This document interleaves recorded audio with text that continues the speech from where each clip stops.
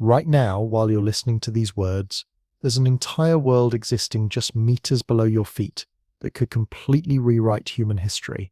What I'm about to reveal challenges everything we think we know about where civilization truly began. Welcome to our channel where we explore mysteries that make you question reality itself. I'm here to take you on journeys that transform how you see our planet, and tonight we're diving deep into something extraordinary. Forget everything you've learned about early humans living in surface settlements, because what if I told you that the very first advanced society didn't build upward toward the sky, but instead carved their destiny into the earth itself? This isn't fantasy or science fiction. This is a genuine possibility that archaeologists and anthropologists are seriously considering, and the evidence might be hiding right beneath our communities, our cities, even under the very spot where you're sitting right now. Before we venture into this mind-bending exploration, I need to ask you something important. Right now, as these words reach your ears, where exactly are you? Perhaps you're in your bedroom with city sounds filtering through windows, or maybe you're in a quiet space where only the gentle hum of electronics breaks the silence. You might even be somewhere dark already, eyes closed, letting these ideas wash over you like waves. Now, instead of focusing on what's around you, shift your attention downward, beneath the floor, past the foundation, through layers of concrete and soil, into the deep earth itself. What if I told you that down there, in those hidden depths, there once existed corridors where ancient footsteps echoed, chambers where flames danced against carved walls, and entire communities where forgotten languages once filled the air with conversation and laughter? If this journey into the mysterious depths of human history captivates you, if these questions make your mind race with possibilities, then hit that like button. Consider subscribing to join our community of curious explorers and share this experience with someone who loves mysteries as much as you do. The more people who discover these thought-provoking adventures, the more we can continue creating them together. Let's embark on this exploration not with absolute certainty, but with genuine fascination. Underground societies, whether they existed in reality or live only in our collective imagination, have always captured human curiosity in profound ways. Remember the first time you encountered a cave entrance? Maybe you witnessed it firsthand, or perhaps through photographs or even animated stories. Caves possess a quality entirely different from forest meadows or ocean shores. They beckon you inward with an almost magnetic pull. They function like portals to alternate realities, darker and quieter than our surface world, existing in a state that feels eternal and unchanging. Human beings have consistently answered this subterranean call throughout history.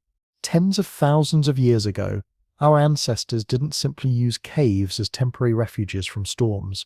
They transformed them into canvases, painting walls deep within the earth with depictions of animals, mysterious symbols, and scenes from their daily existence. These weren't the desperate actions of people merely seeking shelter from bad weather. These were ceremonial acts of claiming space, of making the underground world truly theirs. The relationship between humanity and subterranean spaces wasn't limited to artistic expression. Early humans created sophisticated storage systems by digging pits into the earth, maintained cool temperatures for food preservation in natural stone chambers, and chose to bury their deceased beneath the ground rather than above it. In many ways, our connection to the underground realm is as ancient as human society itself. We've consistently entrusted the earth to safeguard our most precious possessions, our harvests, our memories, our loved ones. But what if some groups made a revolutionary decision? What if instead of merely using underground spaces for storage and decoration, they chose to establish permanent residence there? Not for a single evening, not for one harsh season, but for entire generations. What if a complete community determined that surface living was too unpredictable and that genuine safety and stability could only be found in the Earth's embrace? Consider awakening each day not to golden sunlight streaming through windows, but to the warm glow of firelight reflecting off stone walls. Envision growing up without ever seeing a horizon, where your understanding of space is defined by cavern width rather than endless sky, where your sense of time flows according to established routines rather than the cycle of sunrise and sunset. For those of us accustomed to surface living, this existence seems almost unimaginable. But for a community born and raised in such an environment, this would represent normalcy. This would be their definition of home, their entire universe. This concept isn't as far-fetched as it might initially appear. Throughout our world, people have successfully maintained partially underground lifestyles for centuries. In Iran's desert regions, entire settlements once depended on sophisticated underground water systems and storage facilities. In Turkey's Cappadocia region, archaeologists have uncovered massive underground cities carved into soft volcanic rock formations. Some of these subterranean complexes could accommodate thousands of residents. These weren't mythical places from adventure stories. They were practical solutions to real challenges like extreme weather, warfare, and survival. But here's the revolutionary question. What if these weren't just later survival strategies developed by desperate communities? What if humanity's very first attempt at organized civilization actually originated in these hidden depths, not on the exposed surface? Consider the tremendous advantages such an approach would offer: complete protection from unpredictable weather patterns, natural insulation from extreme temperatures, total concealment from dangerous predators and hostile groups. The surface world is exposed, volatile, and frequently threatening. Underground environments change gradually and predictably. Temperatures remain stable year-round. There's profound quiet. There's unmatched security. For groups attempting to survive long enough to evolve beyond scattered family units into something resembling organized society, the Earth itself would have provided the ultimate protective shelter. The planet's own body would serve as both roof and fortress, allowing civilization to develop safely in its protective embrace. This foundation leads us to fascinating practical questions about sustainability, resource management, and long-term survival that we'll explore as we continue this incredible journey into humanity's possible hidden origins. Natural disasters have a way of erasing history completely. Tunnels collapse under the weight of shifting earth. Flooding transforms ancient corridors into sealed tombs.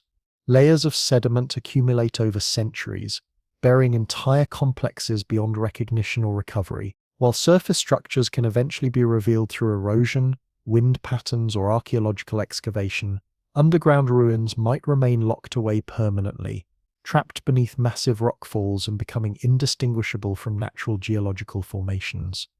If a complete society once flourished in the depths beneath our world, the Earth itself might have become the guardian of its secrets, concealing every trace so thoroughly that we'll never discover the truth. The planet has a remarkable ability to hide its own history, swallowing evidence into its depths where time moves differently and preservation follows entirely different rules than what we understand from surface archaeology. Despite this possibility of forever lost evidence, the concept refuses to fade from human consciousness. Throughout history, across vastly different cultures and time periods, the same themes emerge repeatedly in our collective storytelling. Tales of Agartha speak of advanced civilizations thriving in vast underground networks. Legends of Shambhala describe hidden kingdoms of enlightenment nestled beneath mountain ranges. Stories of hollow earth theories propose entire worlds existing within our planet's interior, complete with their own societies, ecosystems, and mysteries waiting to be discovered. These narratives might represent nothing more than creative human imagination running wild with possibilities, yet their persistent appearance across completely separate cultures, continents, and historical periods suggests something more profound at work. Perhaps these stories don't point to actual underground empires that once existed. Instead, they might reveal a fundamental aspect of human nature, our instinctive recognition that subterranean life isn't just theoretically possible, but feels almost inevitable. Contemporary scientific research continues to support this intuitive understanding. When researchers venture into Earth's deepest caves and most remote underground environments, their discoveries consistently challenge our assumptions about where life can thrive. They encounter thriving microbial communities in absolute darkness, surviving and reproducing in conditions that should theoretically be impossible. Strange insect species have evolved specifically for lightless environments, developing enhanced senses that allow them to navigate and hunt without any visual input whatsoever. These unique ecosystems flourish completely independent of sunlight, drawing energy from chemical processes and organic matter that filters down from surface environments. Every new discovery reinforces the same remarkable truth. Life doesn't require the sky, fresh air, or natural illumination to establish complex, sustainable communities. Life adapts, survives, and even thrives with far fewer resources than we previously imagined possible. Given these scientific realities, extending our imagination just one step further becomes remarkably easy. Maybe humanity's first genuine civilization wasn't a collection of primitive shelters scattered across open plains under endless sky. Maybe our species' initial organized society was actually an interconnected network of chambers, tunnels, and caverns existing entirely beneath the surface world we now call home. Perhaps our origin story doesn't begin with faces turned upward towards stars and horizons, but with communities surrounded entirely by protective stone walls, developing culture and technology in Earth's natural embrace. There's something beautifully humble about this possibility. Modern humans tend to view ourselves as creatures naturally drawn to brightness and openness. We celebrate starlight, construct towering buildings, and challenge ourselves to climb the highest peaks. But maybe our true beginnings were characterized by darkness, quietude, and concealment rather than exposure and visibility. If this alternative origin story holds any truth, then even as we constantly push outward into space exploration and technological advancement, we're perpetually carrying traces of that hidden ancestry within our deepest instincts and subconscious preferences. This exploration doesn't need to conclude here. Rather than ending our investigation, we're opening doorways to even deeper questions and discoveries. We'll venture further into understanding why human beings consistently create elaborate fantasies about concealed worlds, examine how myths describing underground realms have influenced our development as a species, and investigate what modern science has revealed about the incredible diversity of subterranean life forms. The central question isn't simply whether such an ancient underground civilization actually existed historically. The more fascinating inquiry focuses on why this concept continues to resonate so powerfully with human consciousness across cultures and generations. If imagining a sophisticated civilization existing beneath our feet feels naturally plausible, it's valuable to pause and examine the psychological and cultural reasons behind this intuitive acceptance. Why do human beings persistently invent elaborate stories about hidden worlds and secret realms that exist just beyond our normal perception, concealed deep within caves or beneath massive mountain ranges? Why does our collective imagination find it easier to accept the possibility of a lost city existing underground, rather than, for example, a lost city floating somewhere in the sky above us? Our species appears to maintain a special relationship with subterranean spaces, a fascination that extends back through recorded history and likely reaches much further into our prehistoric past than any written records can document. Part of this attraction has straightforward explanations. Underground environments have always represented mystery and the unknown. Throughout most of human existence, surface life presented enough dangers, predators, severe weather events, competing tribal groups, and constant environmental unpredictability. But at least surface threats could be observed and anticipated. The sky could be monitored for approaching storm clouds, the horizon scanned for movement that might indicate danger or opportunity. Underground spaces, in dramatic contrast, remained fundamentally unknowable. Stepping into cave systems meant watching light disappear completely. Shadows consumed your ability to navigate effectively. A single wrong turn could result in complete disorientation and potentially fatal consequences. For our ancestors, these conditions weren't merely unsettling or uncomfortable. They represented genuine terror. Yet fear has always served as powerful fuel for human imagination. When we cannot see what exists in dark spaces, we instinctively populate that darkness with stories, explanations, and possibilities. Consider the psychological experience of the first person who entered a deep cave, carrying only a burning branch for illumination. Each flickering flame would have revealed mysterious shapes on stone walls. Strange echoes would bounce back from unseen chambers, creating sounds that seemed to come from everywhere and nowhere simultaneously. Movements glimpsed in peripheral vision might have been bats, or they might have been tricks of shadow and light. Under such conditions, believing that something lived in those depths would have been completely natural, something unseen, ancient, and potentially possessing wisdom or power beyond human understanding. From that combination of fear and wonder, stories would naturally develop and grow. Stories possess remarkable staying power. Once told and retold, they become embedded in cultural memory. If you begin imagining spirits or deities inhabiting cave systems, those spaces transform from simple rock formations into something far more significant. They become portals, gateways to alternate realities and different worlds entirely. Children who hear these stories repeat them to their own children. The concepts spread and strengthen, reinforced not only by the inherent mystery of underground spaces, but by the consistent emotional responses they provoke in every successive generation who encounters them. These legends of concealed realms might represent something far more profound than death-related beliefs. They could be collective expressions of humanity's deep yearning for genuine security and stability. These stories may reflect our species' fundamental desire to withdraw from constant chaos and establish communities in places where external threats simply cannot penetrate or reach us. The element of accidental discovery also plays a crucial role in shaping these narratives. Throughout human history, countless individuals have unexpectedly encountered cave systems filled with breathtaking natural formations. Stalactites and stalagmites create the appearance of frozen waterfalls suspended in time. Mineral deposits catch torchlight and sparkle like scattered jewels across chamber walls. Vast underground spaces stretch out like natural cathedrals, their dimensions so impressive they seem impossible to have formed without divine intervention. Imagine experiencing such environments without any modern scientific knowledge to provide rational explanations. These spaces would feel genuinely otherworldly, as if you'd accidentally stepped through a doorway into an entirely different dimension. Under such circumstances, believing these formations were created by supernatural beings or served as homes for entities unlike anything from the surface world would be completely understandable. Entire mythological civilizations could easily grow from that single transformative encounter with underground majesty. Cultural memory transmission adds another fascinating dimension to this phenomenon. Many societies have historically preserved their stories through oral tradition, with each generation naturally reshaping narratives during the retelling process. A practical account of seeking shelter in cave systems during severe storms could gradually transform over centuries into elaborate tales of ancestors who lived their entire lives beneath the surface. Small kernels of historical truth expand and evolve into complex mythologies through this natural storytelling evolution.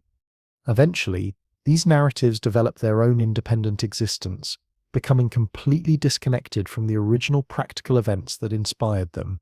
By the time they reach modern audiences, they carry rich themes of mysterious kingdoms and enigmatic underground peoples that bear little resemblance to their humble origins as survival stories. Modern psychological research provides additional insight into these patterns. Human consciousness appears naturally drawn to conceptual dualities and opposites. We instinctively organize our understanding through contrasts, illumination and darkness, paradise and punishment, surface existence and subterranean life. These binary frameworks help us create mental maps for comprehending complex realities. When we conceptualize sky realms as domains of deities or departed souls, we naturally seek balance by imagining corresponding underworlds. This creates satisfying symmetry that appeals to our innate preference for order and logical structure. Even if no actual civilization ever established permanent underground residence, the concept serves important symbolic functions by providing equilibrium to our existential narratives. Childhood psychology also reveals relevant patterns. Young people consistently create fantasies involving secret locations, hidden forts, private retreats, concealed tunnels and underground hideaways. Subterranean spaces naturally become canvases for these imaginative explorations. Even during play, children seem instinctively drawn to exploring what underground living might entail. This childhood tendency might represent an echo of something much more ancient, perhaps a survival instinct inherited from ancestors who genuinely discovered safety and security in underground refuges during times of extreme danger. We cannot overlook literature and entertainment's role in perpetuating these concepts. From Jules Verne's classic Journey to the Center of the Earth to contemporary films, television series, and interactive video games, creators have continuously developed and expanded the idea that underground spaces aren't empty voids but populated worlds waiting for discovery. Each new story adds layers to our collective cultural imagination. Underground civilizations have essentially become their own distinct genre, a recurring theme that audiences immediately recognize and respond to, regardless of whether they accept it as literal possibility. Belief systems operate in complex ways. While most people dismiss Hollow Earth theories or Agartha legends as purely fictional entertainment, These concepts nevertheless maintain persistent cultural appeal and continue attracting serious interest from certain communities. This enduring fascination might stem from our collective awareness of how little genuine exploration has occurred beneath our feet. Remarkably, we've created more detailed maps of Mars's surface features than we have of Earth's deepest cave systems and underground networks. When vast territories remain completely unexplored and unseen, human imagination naturally fills those knowledge gaps with possibilities. Hidden worlds remain theoretically feasible, even if they're not scientifically probable. Geological phenomena also contribute to sustaining these ideas in public consciousness. Sinkholes appear without warning, suddenly consuming buildings and roadways. Natural lava tubes extend for incredible distances, creating ready-made tunnel systems. Underground rivers carve extensive passages that humans discover purely by accident or chance encounters. Every time we encounter such geological features, they serve as reminders that Earth contains countless surprises and mysteries. There could always be additional wonders concealed beneath familiar landscapes, waiting for the right circumstances to reveal themselves to surface dwellers. Myths describing hidden civilizations aren't entirely irrational when viewed from this perspective. They represent logical extensions of genuine human experiences involving the discovery of vast, unexpected underground spaces that challenge our assumptions about what lies beneath ordinary terrain. Human fascination with secrecy provides another psychological explanation for these persistent narratives. We're naturally drawn to possibilities of something existing in close proximity without being noticed or detected. This attraction operates similarly to our fascination with secret passages in castles or concealed chambers in residential buildings. Underground spaces represent the ultimate expression of hiddenness. They exist literally beneath our daily footsteps, generally ignored in routine life, yet possess sufficient space to theoretically conceal almost anything imaginable. Imagining complete civilizations existing in these spaces allows us to indulge fantasies of secrecy operating on the most magnificent possible scale. Underground environments also profoundly influence human emotional states and perceptions. Spending even brief periods in dark cave systems causes noticeable mental shifts. Acoustic properties change dramatically, with sounds echoing in unfamiliar patterns. Temporal perception becomes distorted without solar rhythms to provide natural timekeeping references. These alterations in sensory experience make cave environments feel like separate realities operating under different physical laws. When you eventually emerge back into sunlight, the transition resembles crossing between distinct worlds rather than simply moving between indoor and outdoor spaces. Given these powerful psychological effects, imagining that someone might choose to remain permanently on the underground side, never returning to surface life, and gradually building communities that feel utterly separate from above-ground existence, requires very little creative leap. Even our language patterns reflect this deep-seated fascination with subterranean themes. We commonly use going underground to describe hiding or avoiding detection. Secret movements and organizations are routinely called underground operations. Alternative cultural expressions are frequently labeled underground scenes. These linguistic metaphors appear everywhere in common speech, demonstrating that we instinctively associate anything hidden, unconventional, or alternative with subterranean locations. This constant verbal association only strengthens the intuitive appeal of imagining complete societies existing below surface level. Contemporary researchers continue documenting how individuals who experience prolonged darkness report extraordinary sensory phenomena, including severely distorted time perception and mild visual hallucinations. The human brain actively resists sensory deprivation, compensating for missing input by generating its own experiences and impressions.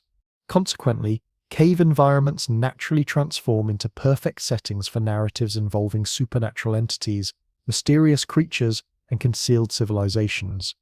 However, the magnetic attraction of underground spaces extends far beyond fear-based responses or perceptual disturbances. These environments provide something genuinely soothing and restorative. They offer profound quietude that completely eliminates surface world chaos. External disturbances like harsh weather, dangerous wildlife, or hostile neighboring groups simply cannot penetrate these natural sanctuaries. Within cave systems, consistency replaces unpredictability. Internal temperatures remain remarkably stable regardless of seasonal changes occurring above. Stone walls create genuine protective barriers that feel secure and permanent. Flame-based illumination can be carefully controlled and maintained. For communities seeking stability in an otherwise chaotic world, this environmental predictability would have represented invaluable security. Cave environments embody fascinating contradictions that enhance their psychological appeal. They simultaneously frighten and comfort, disorient and ground, threaten and protect. Psychologists identify this phenomenon as the edge effect, humanity's natural attraction to boundary spaces where different worlds intersect and transition. Shorelines where solid ground meets vast oceans consistently feel spiritually significant. Forest edges where open meadows transform into shadowed woodlands naturally draw human attention and curiosity.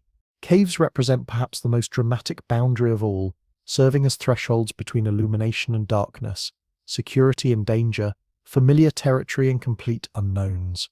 Standing at cave entrances, people experience conflicting impulses simultaneously, deep desire to explore further inward and equally strong urges to retreat toward familiar surface safety.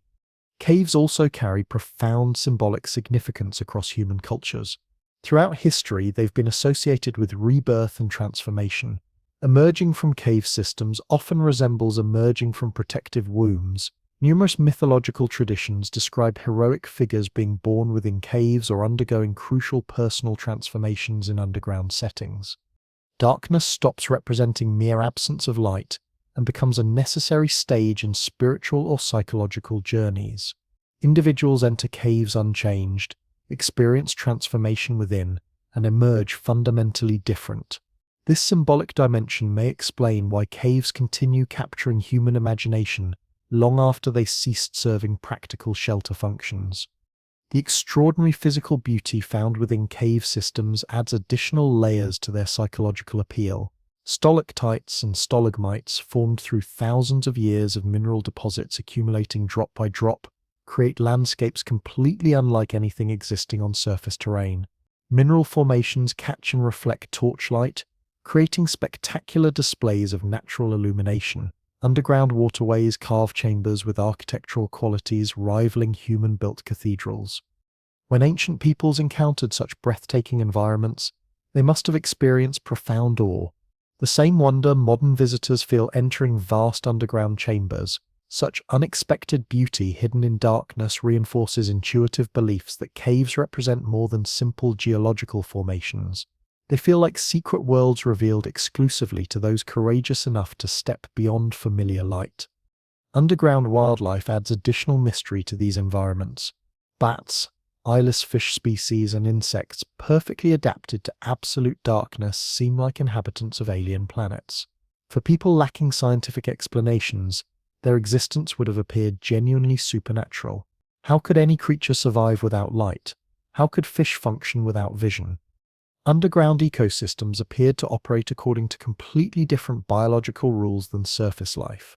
If living organisms could adapt so dramatically to subterranean conditions, surely complete human societies could establish similar adaptations and thrive in these hidden environments.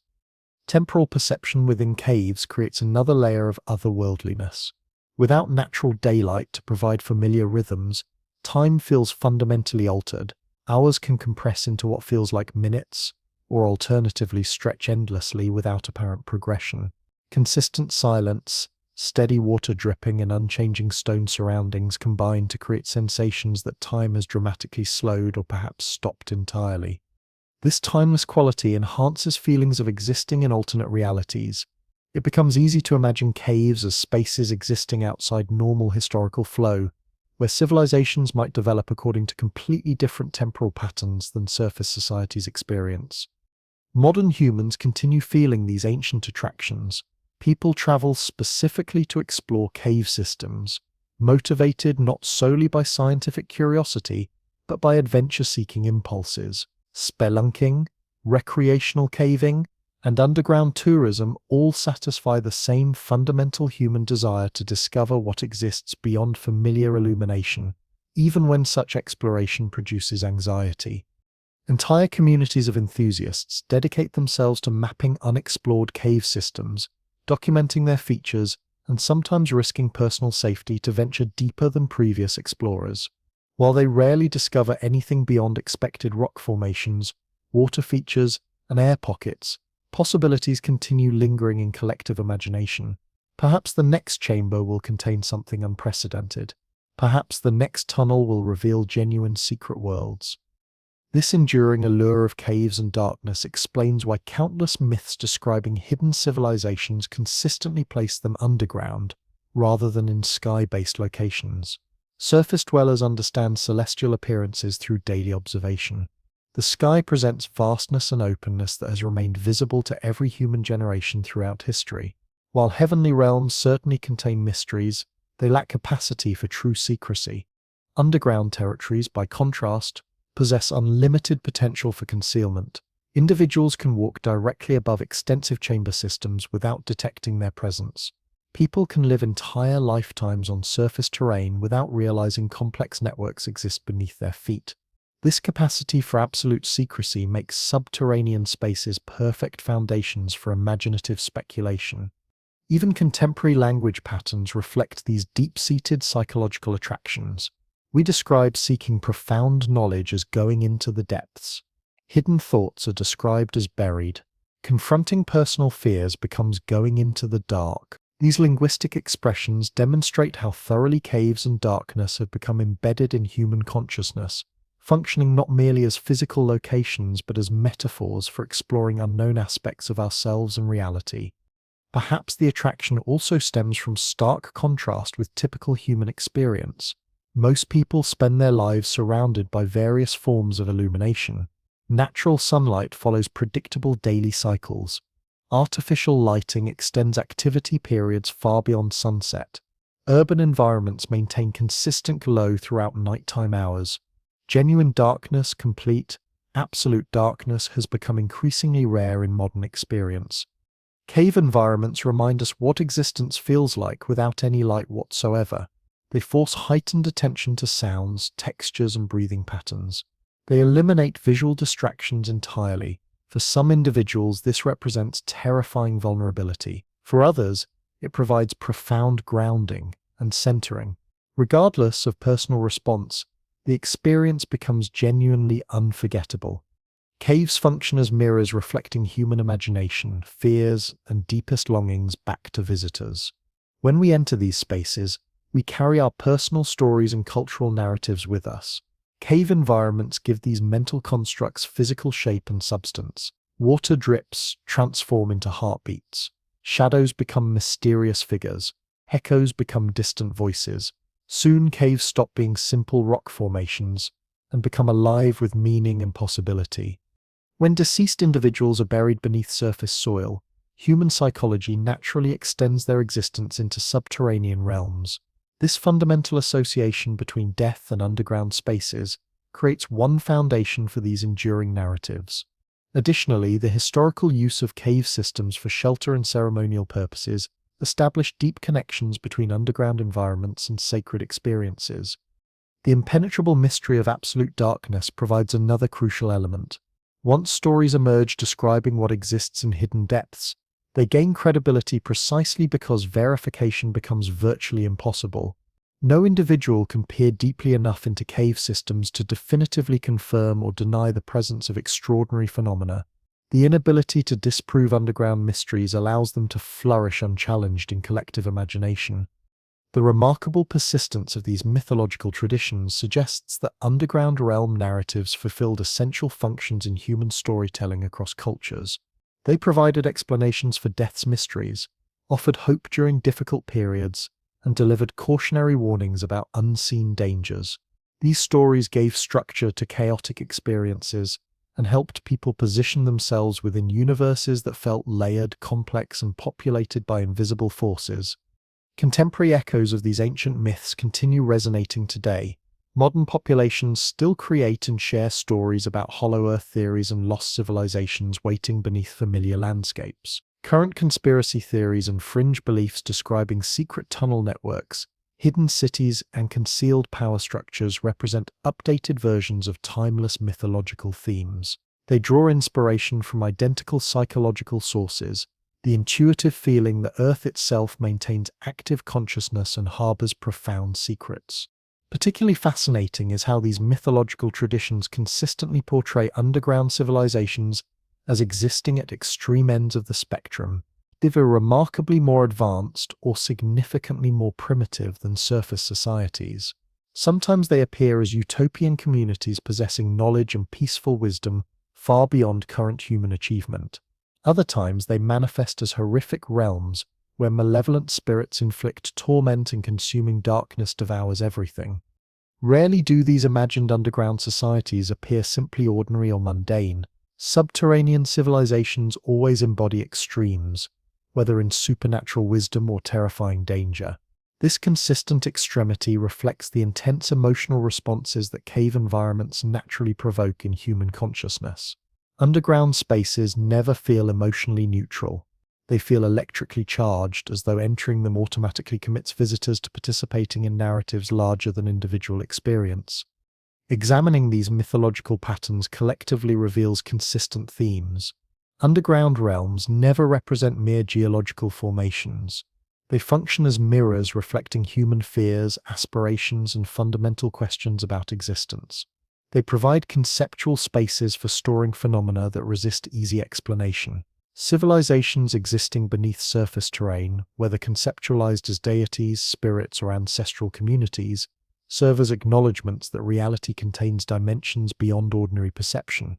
By imagining these hidden realms, ancient peoples demonstrated remarkable similarity to contemporary humans. They pursued identical questions that drive modern curiosity.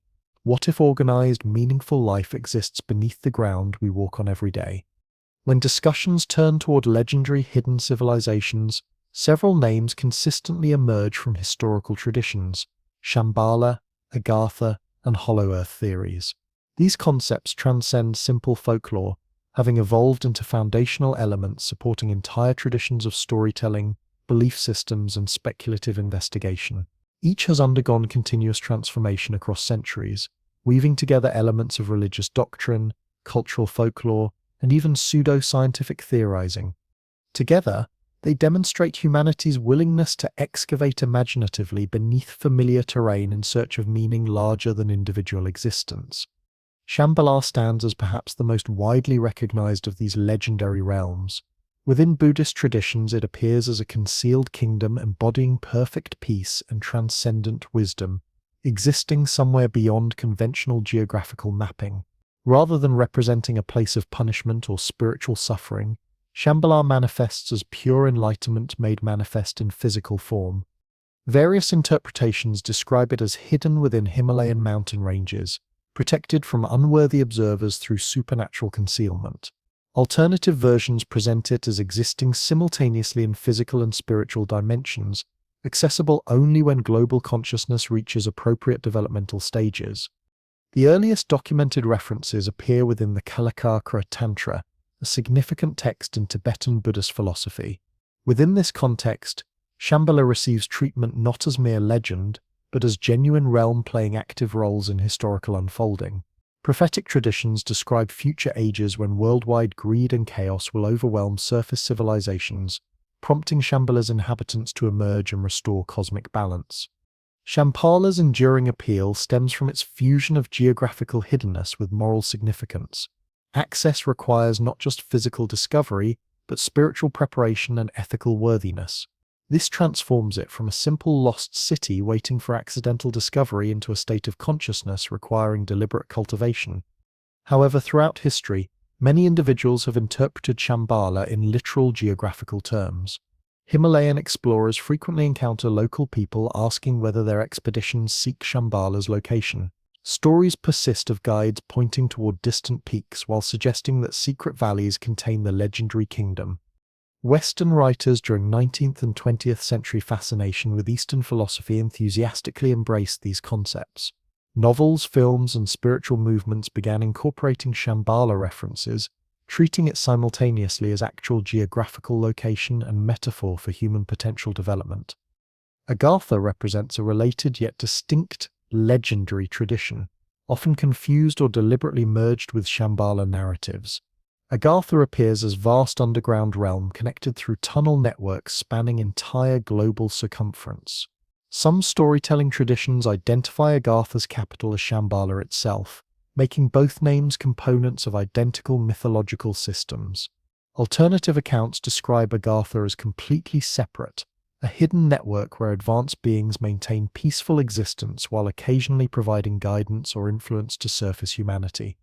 Interest in Agartha reached peak intensity during late 19th century periods when European occult writers began describing it as an enormous underground kingdom inhabited by enlightened masters. They proposed these beings preserved ancient wisdom from vanished civilizations, possibly including Atlantis or Lemuria, occasionally permitting surface dwellers glimpses of their accumulated knowledge. Within these narratives, Agartha transforms into subterranean utopia existing directly beneath familiar terrain. Rather than representing single hidden valley, it encompasses entire world systems carefully protected from surface violence and disorder. Writers developed elaborate descriptions featuring self-generating illumination, unknown energy sources, and populations transcending ordinary human limitations. For people experiencing upheavals of industrialization and warfare, such concepts offered profound psychological comfort. They suggested that somewhere beyond reach of greed and conflict, authentic wisdom endured uncontaminated. Hollow Earth theory extends these mythological concepts toward even grander scales. Instead of imagining hidden kingdoms within isolated caverns or tunnel systems, Hollow Earth proposals suggest Earth's entire internal structure remains hollow, containing vast spaces where oceans and continents exist below surface crust. Certain versions describe small internal suns providing illumination for these inner worlds, creating environmental conditions supporting thriving life. Alternative theories propose interior connections to surface worlds through massive openings located at planetary poles. Hollow Earth concepts aren't entirely modern innovations. They appeared in Western scientific discourse during 17th century periods, when astronomer Edmund Halley, famous for the comet bearing his name, suggested Earth might consist of multiple concentric shells. His proposals attempted explaining unusual compass readings through scientific speculation rather than mythological belief, yet opened conceptual doors for later imaginative developments. 19th century writers and explorers enthusiastically adopted these concepts. Novels like Jules Verne's Journey to the Center of the Earth made Hollow Earth vivid within popular culture. Subsequent centuries have witnessed fringe theorists maintaining these ideas, insisting governments or scientists conceal evidence of polar openings, or claiming unexplained atmospheric phenomena prove inner-world existence. However, the absence of scientific credibility has never diminished these concepts' psychological appeal. Mythological narratives operate independently of physical laws, bound instead by their resonance with fundamental human hopes and fears. What creates lasting resonance here is humanity's persistent dream of discovering hidden perfection existing beyond reach of surface chaos. Our visible world appears chaotic, violent, and frighteningly unpredictable. Yet perhaps, concealed beneath familiar terrain, there exists sanctuary where genuine order and accumulated wisdom successfully prevail. Maybe authentic human history is being quietly preserved in underground sanctuaries, patiently waiting for appropriate moments to reveal itself to surface populations. This represents the essential promise embedded within Shambhala, Agartha, and Hollow Earth traditions. Humanity isn't fundamentally alone in existence. Reality contains multiple layers filled with profound secrets. Life encompasses dimensions far larger than ordinary perception can detect or understand. These legendary traditions demonstrate remarkable adaptability to changing historical circumstances and cultural needs. In ancient Tibet, Shambhala functioned as spiritual foundation, providing reassurance that enlightenment remained achievable even during periods of extreme turmoil and suffering. Throughout 19th century Europe, Agartha reflected widespread fascination with vanished civilizations and hidden esoteric knowledge systems. Within contemporary conspiracy culture, Hollow Earth theories provide unlimited foundations for suspicions regarding government secrecy or extraterrestrial influence over human affairs. Each historical version modifies specific details while preserving identical core concepts. Substantial mysteries exist beneath surface terrain, extending far beyond simple stone and soil formations. Their enduring influence partly stems from actual geographical realities. Mountain ranges like the Himalayas genuinely contain countless hidden valleys and cave systems, many remaining completely unexplored by modern humans. Earth's crustal structure authentically includes extensive networks of tunnels, lava tubes, and cavern systems stretching across tremendous distances.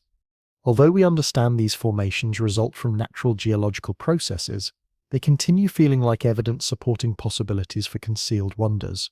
When individuals learn about cave systems extending beyond current mapping efforts, imagining connections to larger, secret realms requires minimal creative leaps. Stories describing explorers accidentally discovering entrances to these mysterious worlds consistently reinforce mythological beliefs. Tales circulate describing lost adventurers, cryptic maps, and expeditions that vanished without explanation. Whether historically accurate or deliberately invented, such accounts provide psychological weight supporting intuitive feelings that these places could genuinely exist. After careful consideration, how much of Earth's internal structure have humans actually observed directly? We've constructed mines and drilled exploratory holes reaching impressive depths, yet barely scratched planetary surface compared to full geological scope. Vast unknown territories leave conceptual space for continued belief and speculation.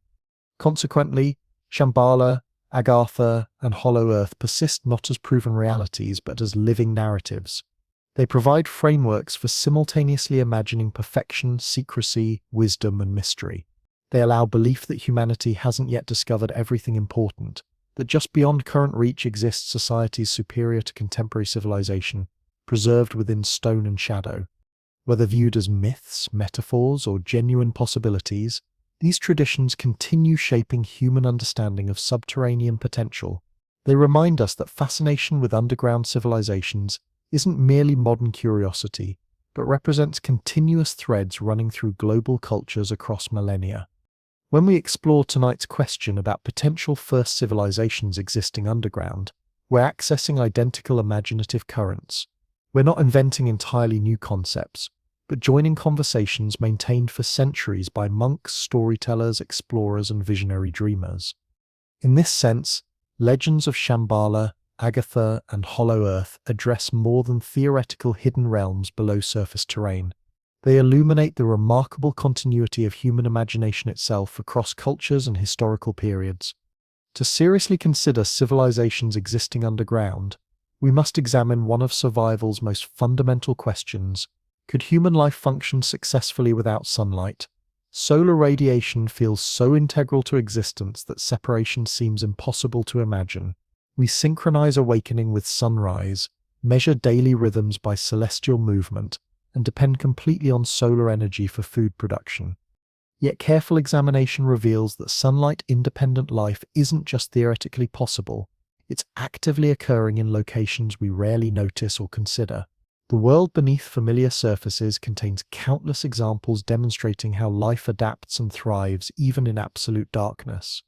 Food production represents the initial challenge requiring solution. Surface plants' life relies on photosynthesis, converting solar radiation into usable energy. Eliminating sunlight seemingly destroys familiar food chains completely. However, not all life follows photosynthetic patterns. Within cave environments, fungi and bacterial communities flourish without any photosynthetic processes, instead feeding on decaying organic material transported by water flow or animal movement. Certain bacterial species survive entirely on chemical energy alone, extracting essential nutrients directly from mineral deposits within rock formations. Complete ecosystems have been discovered multiple kilometers beneath surface terrain, supported not by sunlight but through chemosynthesis, processes using chemical reactions to generate life-sustaining energy. Deep ocean environments surrounding hydrothermal vents demonstrate life flourishing in total darkness. Giant tube worms, specialized crabs, and unusual fish species exist entirely on energy released through chemical interactions in surrounding water. These ecosystems prove definitively that life doesn't require solar input whatsoever. Life needs only reliable energy sources and methods for utilizing available resources efficiently.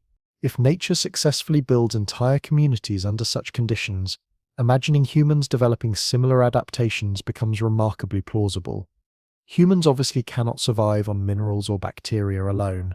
However, if earliest underground populations learned cultivating fungi, raising insects, or domesticating cave-adapted animals, they could establish food systems operating independently of sunlight. Mushrooms already grow successfully in darkness, thriving on compost, decaying wood, or enriched soil. Insects like crickets and beetles consume organic waste while providing essential protein. Fish inhabiting underground rivers or lakes could be caught and potentially domesticated through breeding programs. Such systems wouldn't resemble surface agriculture with vast grain fields and large cattle herds. Underground food production would be smaller in scale, more unusual in methods, and significantly more fragile in operation but entirely functional for sustaining human populations. Water access presents another crucial consideration. Fortunately, underground environments aren't typically eroded. Aquifers, subterranean rivers, and drip-fed pools commonly exist within cave systems. Early civilizations could have collected and stored water using natural filtration systems. Many ancient surface societies already utilized underground channels, like cornets. In Persia, understanding underground water management systems predates recorded civilization itself, suggesting such knowledge could easily support subterranean communities. Illumination creates more complex challenges. Fire provides both warmth and light, but smoke accumulation in enclosed spaces presents serious health hazards. Nevertheless, historical evidence proves ancient peoples possessed remarkable resourcefulness. Cave systems in France still display soot markings from torches carried by prehistoric artists, demonstrating successful methods for lighting deep chambers without fatal suffocation. Advanced underground societies might have developed sophisticated ventilation systems channeling smoke through natural rock fissures, or specially designed chambers, where air currents carried dangerous gases away from living areas. Eventually, they could have reduced fire dependency by discovering alternative illumination sources. Certain mineral formations exhibit fluorescence under specific conditions. Some fungi species emit natural bioluminescence. Glowing insects and fish exist throughout contemporary ecosystems.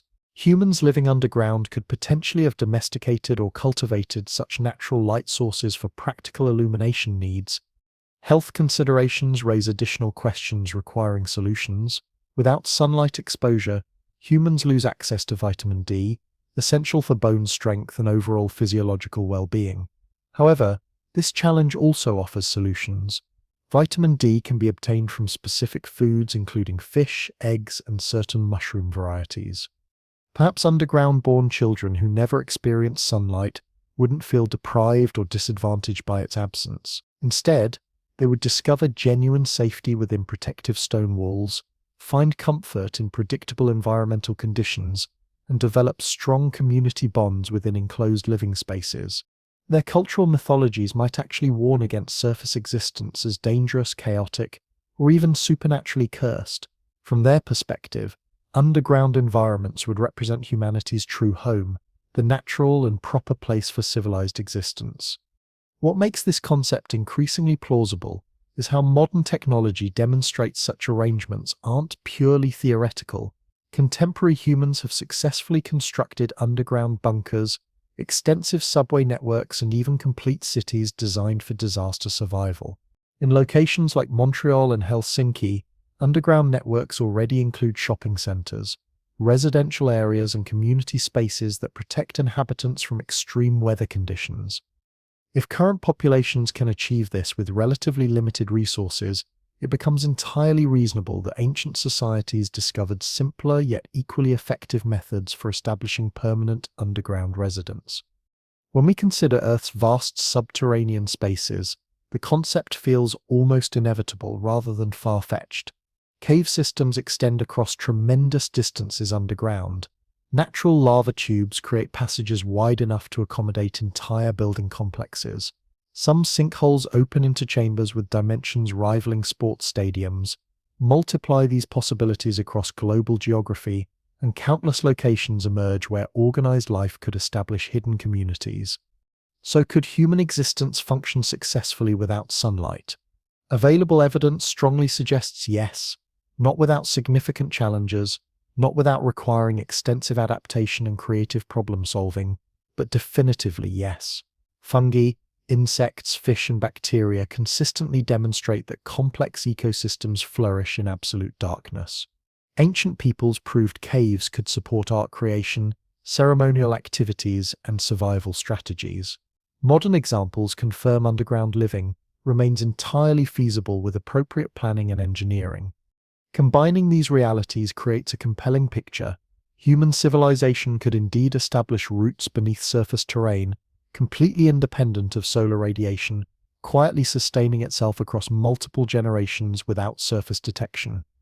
If such developments occurred historically, we might never discover evidence because successful underground civilizations would naturally leave minimal traces on surface landscapes.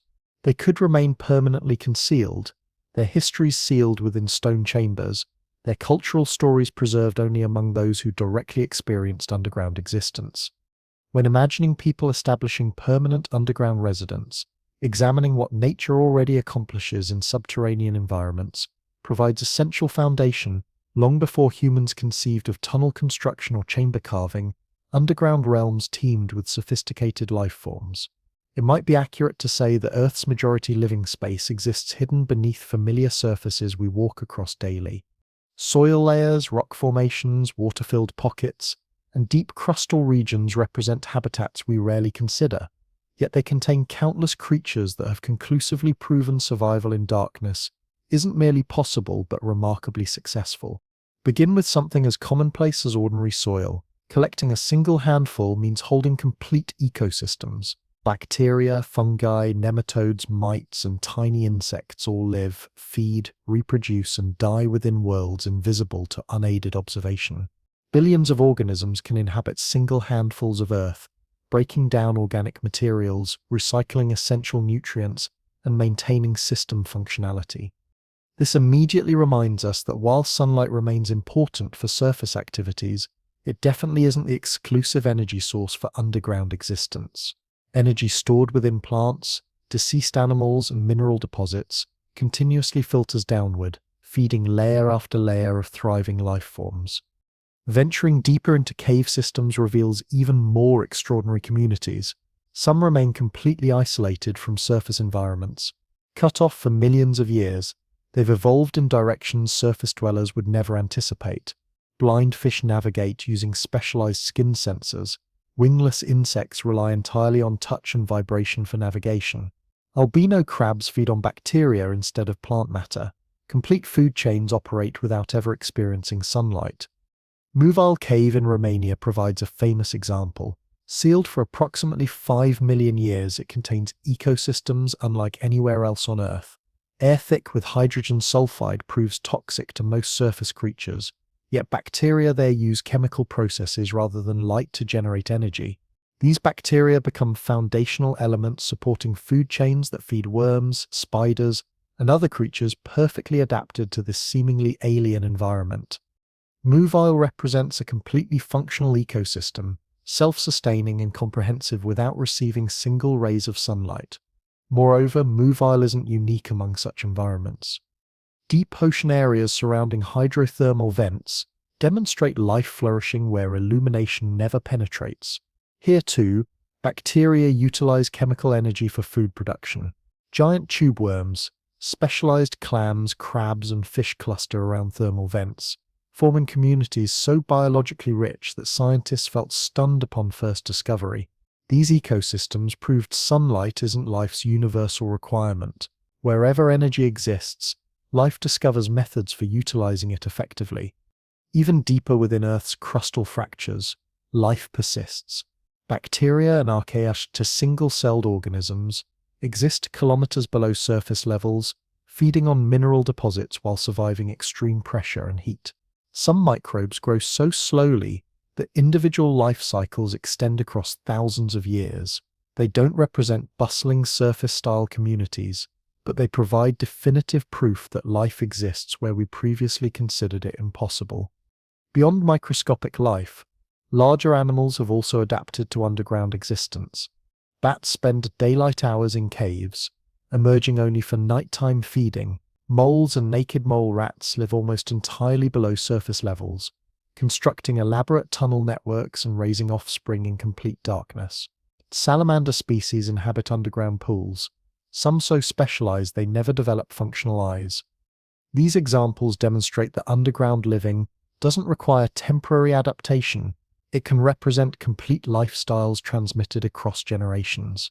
Even plant life, in certain ways, relies on underground strategies. Root systems reach deep into soil layers, forming vast interconnected networks. Fungi connect these roots through what scientists call the wood wide web, facilitating nutrient and information exchange. Although green leaves above depend on solar radiation, much plant activity occurs below surface levels, hidden from observation. These underground networks support entire forest ecosystems, demonstrating again that subterranean environments aren't barren wastelands but foundational life support systems. All this evidence shows nature already thrives under conditions remarkably similar to what we imagine for underground civilizations: limited light availability, unusual energy sources, and isolated ecosystem development. These represent challenges life has successfully solved numerous times throughout evolutionary history. If blind fish can navigate complex cave systems and bacteria can survive kilometers beneath crustal surfaces, it doesn't seem unreasonable that humans possessing creativity and cultural knowledge could develop similar adaptations. Consider underground life's remarkable resilience. Surface ecosystems face destruction through storms, fires, or drought conditions. Underground systems maintain greater stability, changing gradually while remaining buffered from weather patterns and many natural disasters. This stability may explain why myths describing hidden civilizations feel intuitively plausible. If anywhere could support life quietly enduring for centuries without surface detection, underground environments provide ideal conditions. Underground life also transforms our understanding of biological scale. On surface levels, we consider forests and oceans as dominant ecosystems. Underground microbes represent the major players, outnumbering and outweighing all other life forms. Some estimates suggest total microbial mass beneath surface levels exceeds all plants and animals combined. In other words, underground environments aren't marginal habitats, but represent Earth's primary stage for life itself. We're only beginning to understand these hidden realms. Scientists drilling deep boreholes continue discovering microbes in rock layers kilometers below surface terrain. Some remain alive but barely active, operating at temporal paces we can hardly imagine. Others form communities feeding on trace chemical compounds. This realm is called the deep biosphere, representing one of our planet's least explored regions. Limited discoveries suggest it's immense, diverse, and remarkably persistent. This makes underground civilization concepts feel less like fantasy and more like questions of appropriate scale. If microbes and small animals already inhabit hidden worlds below familiar terrain, why couldn't larger beings exist there as well? Why not humans? Given suitable adaptations, nature has already provided the successful model. Humanity would simply represent another evolutionary variation on proven themes. When considered carefully, humans have been mimicking these natural patterns throughout history. We've constructed root cellars preserving food supplies, carved underground dwellings into cliff faces, built tunnel systems for transportation, and mined deep for essential resources. Each development represents borrowing strategies nature already employs successfully. Modern underground spaces, subways, bunkers, storage facility, mirror the resilience and insulation characteristics of natural underground systems. As we learn more about how nature thrives beneath our feet, imagining underground civilizations feels less like pure invention and more like logical extension of established patterns. Life doesn't fundamentally need sunlight. It requires energy sources, environmental stability, and adaptive capability. These resources exist in abundance beneath surface terrain. Perhaps this explains why myths of underground realms persist so powerfully in essential ways. They're already true. Realms do exist beneath us, filled with life, adaptation, and profound mystery. They may not resemble human kingdoms with streets and palaces, but they represent kingdoms of their own magnificent kind, invisible yet vast, hidden yet thriving. Once you accept this reality, imagining human societies among them requires much smaller conceptual leaps. The precedent already exists throughout nature. The underground pulses with life, It has always been alive with possibility, and maybe, just maybe, it has been home to more than microbes and fish. Maybe it has been home to us as well, in ways we have forgotten, in ways that time and stone have sealed away from surface memory. The question isn't whether underground life is possible. The question is whether we're ready to consider that our deepest origins might lie not in the light above, but in the living darkness below. These underground ecosystems operate completely differently from familiar forests, oceans, and plains that dominate surface environments. They're characterized by profound quietude, slower biological processes, and remarkably strange adaptations, yet they follow intricate, consistent biological rules that scientists have only begun mapping and understanding comprehensively. Examining these systems closely reveals that subterranean ecosystems contain everything organized societies might require: reliable energy sources, abundant water supplies, environmental stability, and interconnected webs of life functioning entirely without solar radiation. The fundamental principle governing most subterranean ecosystems involves chemistry rather than light-based energy. Surface environments depend heavily on photosynthesis, where plants capture solar energy and distribute it through complex food chains. Underground, sunlight becomes irrelevant, so life relies instead on chemosynthesis processes. Specialized microbes extract energy from chemical compounds including hydrogen sulfide, methane, iron deposits, and various mineral formations, creating foundational elements for entire food webs. Within certain cave systems, bacteria develop thick mat formations, providing sustenance for insects which subsequently feed spiders, beetles, and fish populations.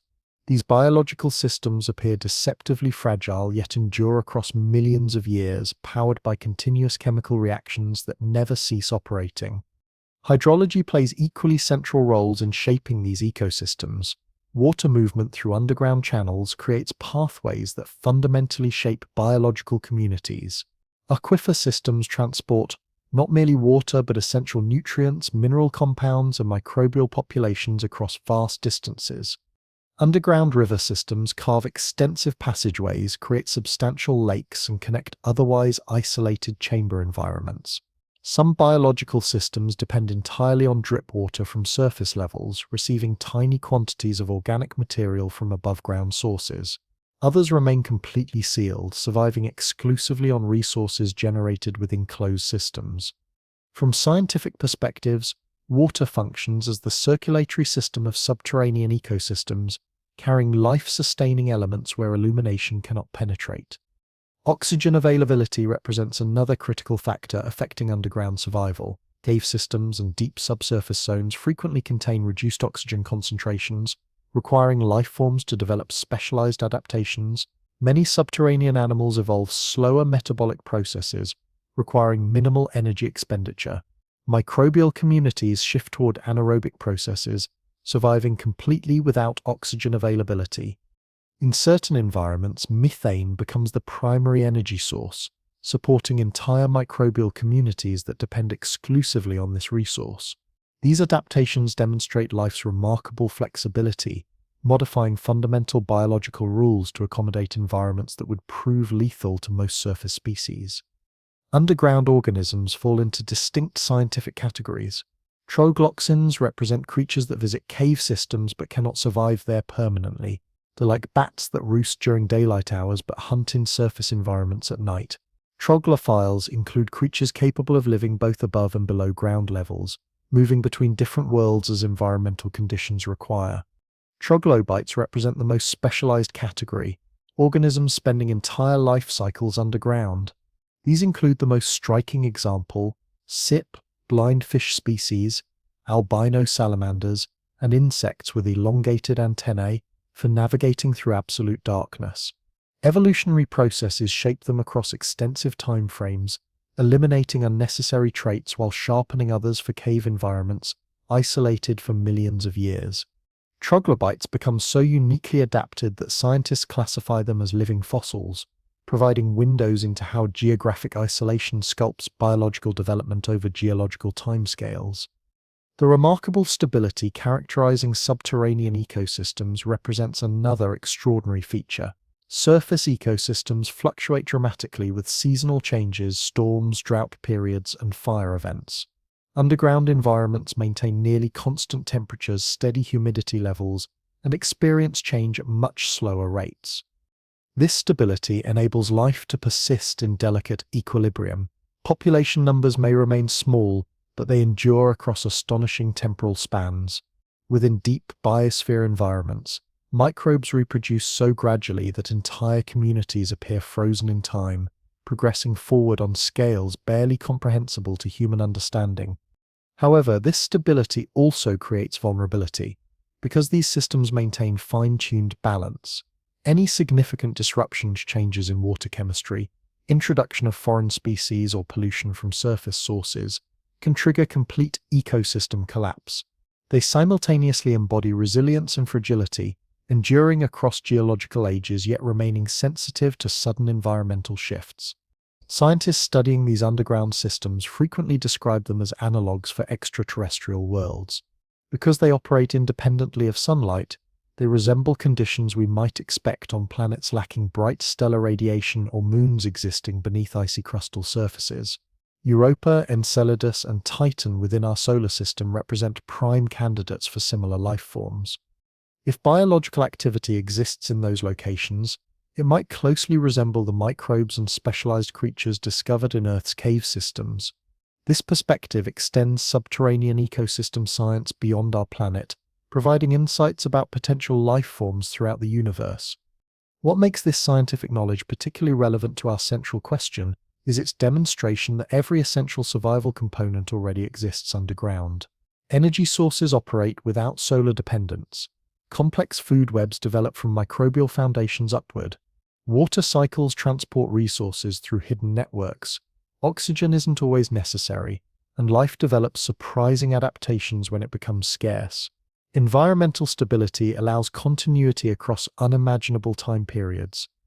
If microbes and fish can successfully establish these systems, humans possessing technology and cooperative abilities could potentially build upon identical foundations. However, scientific evidence also reveals significant limitations.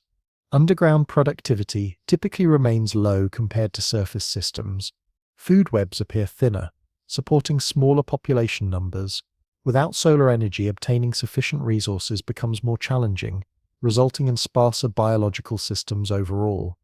This suggests that human underground societies would likely remain smaller in scale, require strict regulation, and depend heavily on sophisticated resource management strategies. Abundance would prove rare. Maintaining balance would become absolutely essential for survival.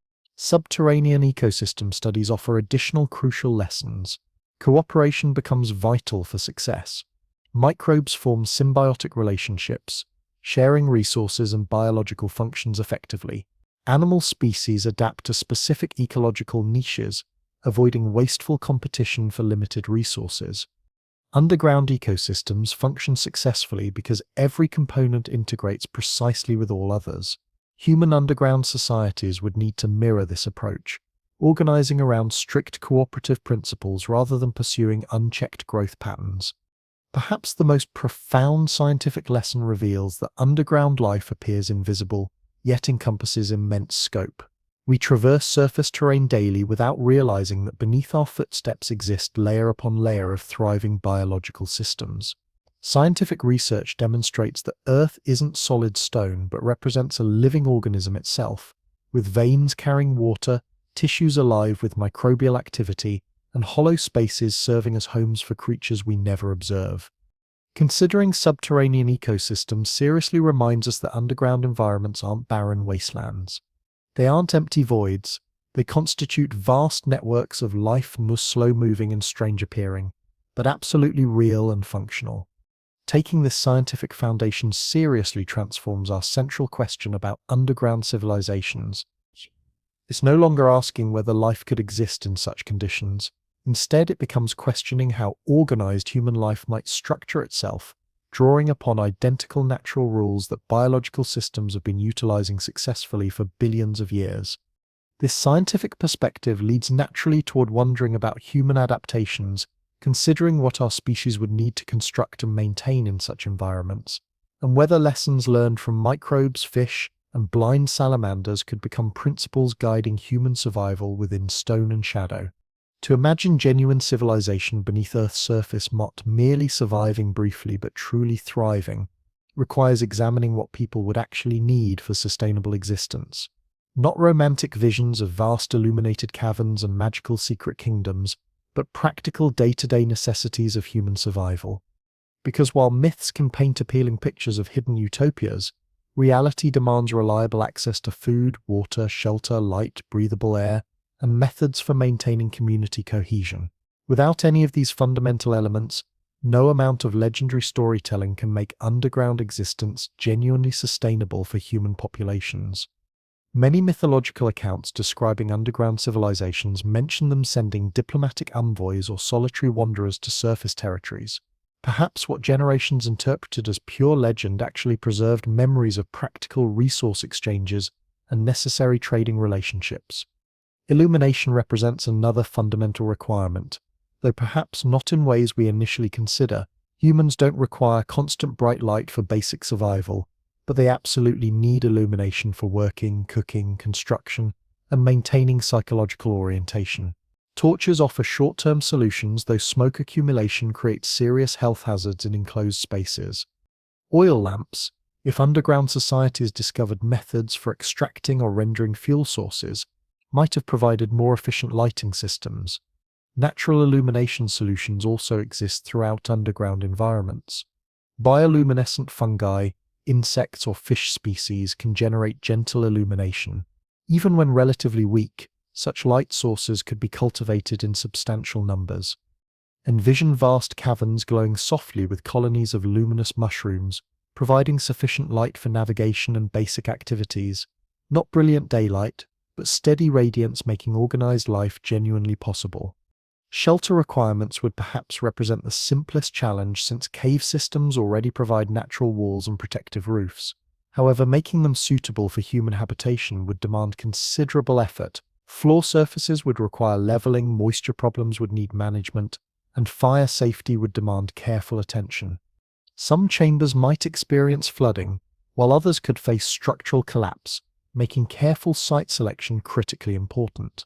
As communities expanded, inhabitants would need to carve additional tunnels in large existing chambers and construct proper support systems. Ancient mining populations already possessed these technical capabilities, so envisioning underground societies learning to reshape their environments into comfortable homes, meeting halls, and communal gathering spaces becomes entirely reasonable.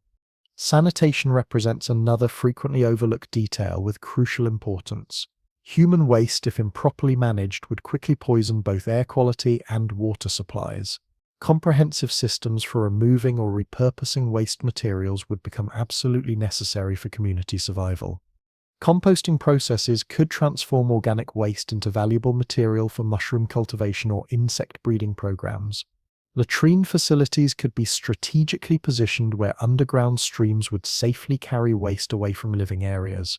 Without such systematic approaches, no human group could maintain long-term residence. Beyond addressing physical survival needs, humans require something equally essential: genuine community and rich cultural expression. People cannot survive solely on adequate calories and breathable air. They need cooperation frameworks, established social rules, meaningful rituals, and shared stories that provide purpose and significance to daily existence. Underground environments would actually amplify these psychological and social requirements. Within worlds characterized by darkness and profound silence, shared songs, cultural myths, and cherished traditions would serve as vital bonds holding people together through challenging circumstances. Ceremonies conducted around controlled fires or glowing fungal displays could become central focal points of community social life. Stories celebrating ancestors, legendary heroes, or protective deities might serve not only to explain their unique world, but to make underground existence feel genuinely livable and worthwhile. Temporal orientation would present another significant challenge requiring creative solutions. Without natural sunlight cycles, people lose track of daily rhythms entirely. Scientific experiments demonstrate that individuals living in cave environments experience drifting sleep patterns. Some naturally settle into 25 or 26-hour daily cycles. Others lose temporal orientation completely.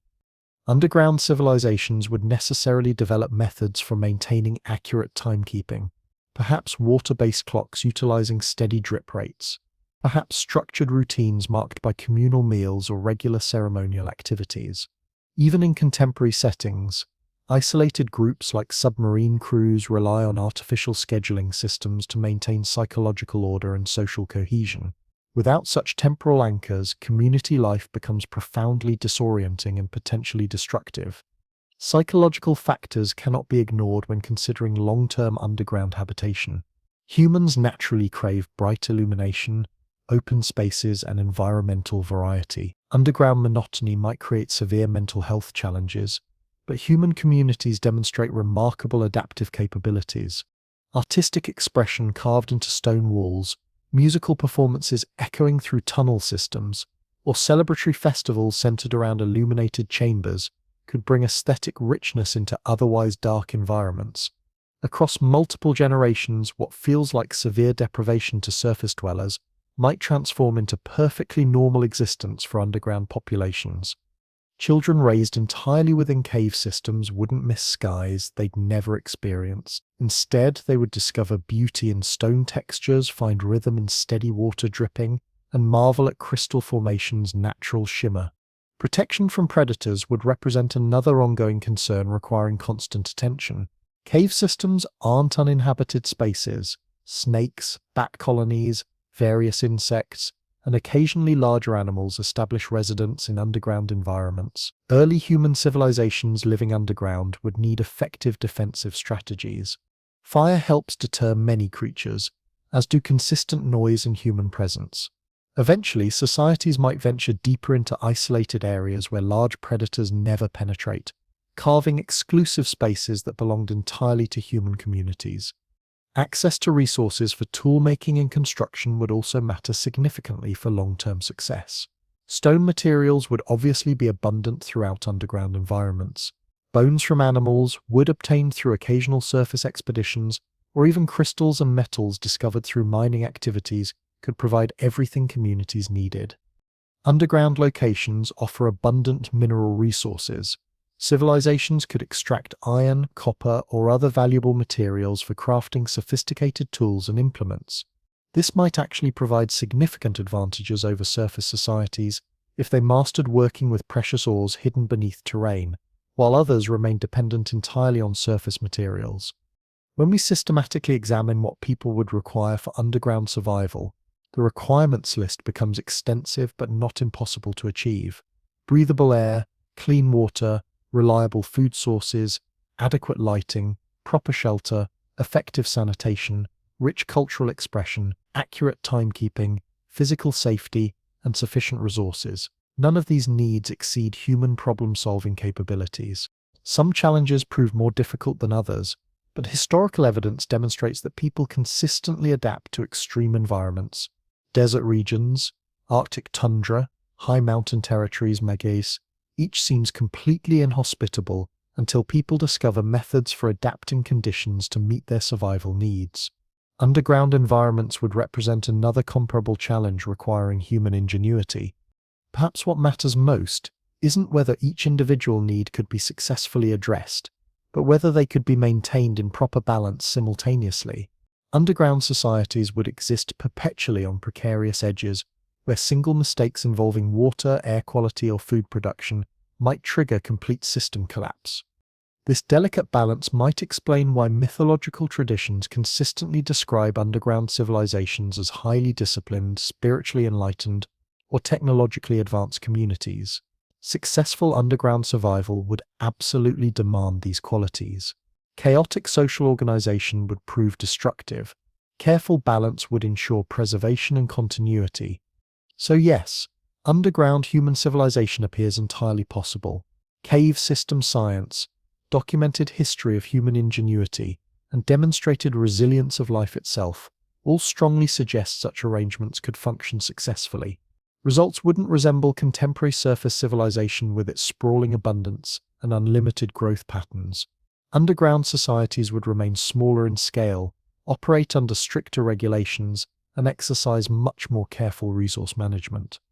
but they would represent genuine civilizations communities shaped by stone environments and profound silence, thriving within worlds completely without sky or horizon. Once we accept this possibility, our central question expands significantly, not merely asking what people would need for basic survival, but examining how they would organize entire lifestyles, construct appropriate homes, and transform their environments into something genuinely livable and meaningful. Because survival represents only the beginning foundation, true civilization encompasses architecture, cultural expression, and collective imagination working together. When considering how to establish sustainable life underground, perhaps the most challenging aspect involves providing reliable food, water, and energy sources. Surface environments make these essentials readily available everywhere. Rain falls naturally from skies, rivers flow across landscapes, crops grow abundantly in fertile fields, animals graze on grasslands. The sun itself provides unlimited energy each morning, freely available and abundant nishid, the quiet engine powering all life as we understand it. Underground environments offer none of these obvious advantages. No solar radiation, no accessible rivers, no grain fields extending toward horizons. Yet examining conditions more carefully reveals that each essential requirement has underground counterparts available. More difficult to manage perhaps, but definitely not impossible to obtain and utilize. Food production presents the initial major challenge. Throughout most human history, food systems have depended entirely on sunlight. Plants capture solar energy, animals consume plants, and humans eat both. Eliminate sunshine and familiar cycles collapse entirely. However, underground environments support completely different biological cycles. Fungi flourish in absolute darkness, decomposing organic matter into usable nutrients. Mushrooms can be cultivated deliberately, nourished with compost materials, decaying wood, or even processed waste. Various surface cultures already prized mushrooms as valuable food sources. Envisioning underground societies depending on them as dietary staples becomes entirely reasonable. The question isn't whether underground civilization was possible. The question is whether we're prepared to consider that our species' greatest achievements might have begun not in the light above but in the patient darkness below, where life learned its deepest lessons about survival, cooperation, and endurance.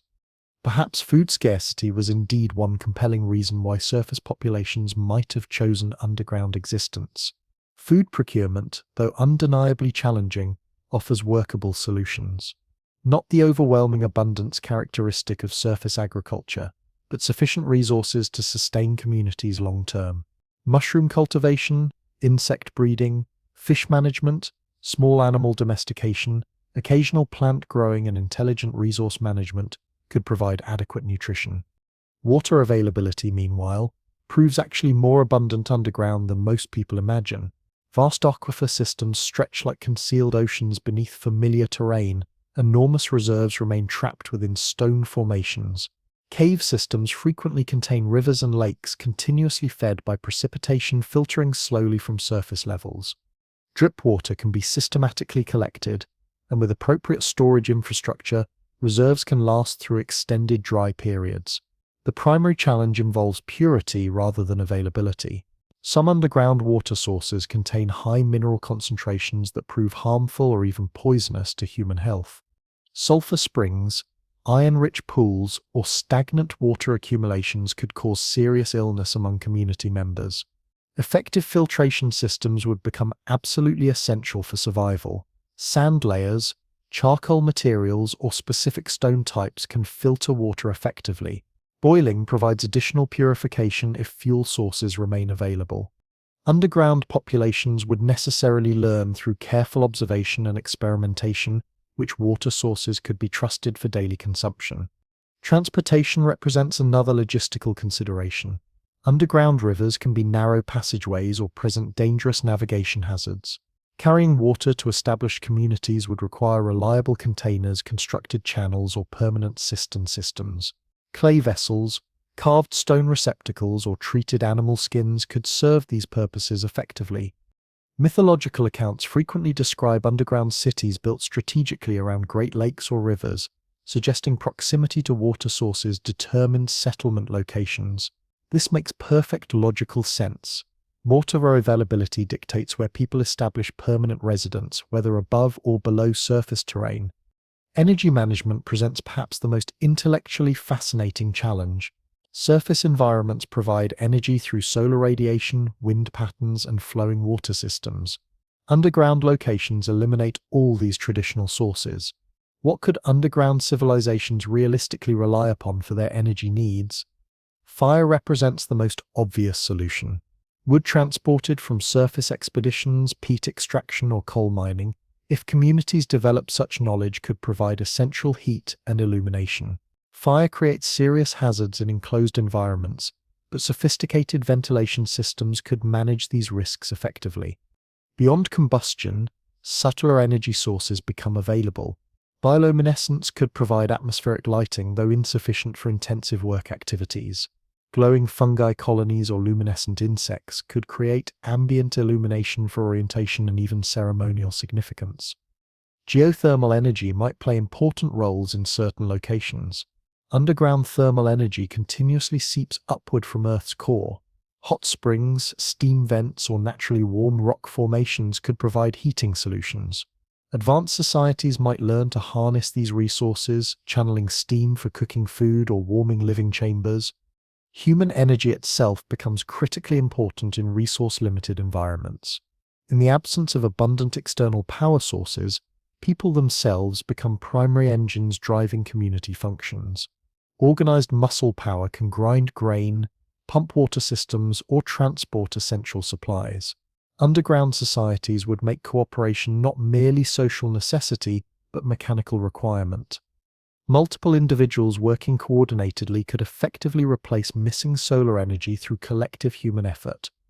Envision a magnificent great hall illuminated by softly glowing fungal colonies, with community members gathered sharing meals of cultivated mushrooms, caught fish, and bred insects.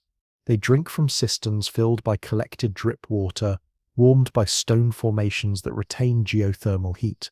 Above them, completely unseen, sunlight shines for other societies. Below, life continues its rhythm, self-sustaining, undeniably fragile, yet remarkably enduring. Naturally, underground survival would never prove simple or effortless. Food supplies would demand constant, careful management. Water systems would require protection from contamination sources. Energy resources would always remain strictly limited. However, humans excel as creative problem solvers. Myths describing underground civilizations consistently portray them as highly disciplined, cautious, and wise, precisely because these characteristics would prove absolutely necessary for long-term survival. Wasteful behavior, excessive greed, or reckless decision-making would inevitably destroy such communities. Careful balance, infinite patience, and genuine cooperation would keep them alive across generations. When considering food, water, and energy systems without surface advantages, the central question transforms from whether such arrangements are theoretically possible to how carefully they could be sustained practically. Underground environments prove stingy with their gifts, offering minimal abundance but providing sufficient resources. Sometimes adequacy represents exactly what's required for life to persist successfully. Once these fundamental necessities become secure, people can begin developing rich culture, sophisticated architecture, and meaningful stories. When hunger is satisfied and thirst quenched, when warmth protects against cold, human imagination flourishes naturally. Food, water, and energy create foundational stability. Everything else that defines true civilization rises from these essential roots. If human populations genuinely established permanent residence beneath surface terrain, among their first crucial decisions would involve shaping their living spaces appropriately. Natural caves provide basic shelter, but they rarely offer genuine comfort. Floors remain uneven, ceilings drip constantly, walls converge at awkward angles. Individual families might endure such conditions temporarily during seasonal challenges. However, true civilization requires much more deliberate environmental design. The story of underground peoples would simultaneously become the story of innovative architecture, how they transformed carved homes of stone and silence into genuinely livable places. Stone materials prove unforgiving to work with, yet also demonstrate remarkable patience. Unlike wood, Stone doesn't decay rapidly. Unlike mud construction, it doesn't wash away during flooding. Working with stone means thinking in centuries rather than seasons. For underground societies, this permanence would represent both tremendous gift and significant challenge.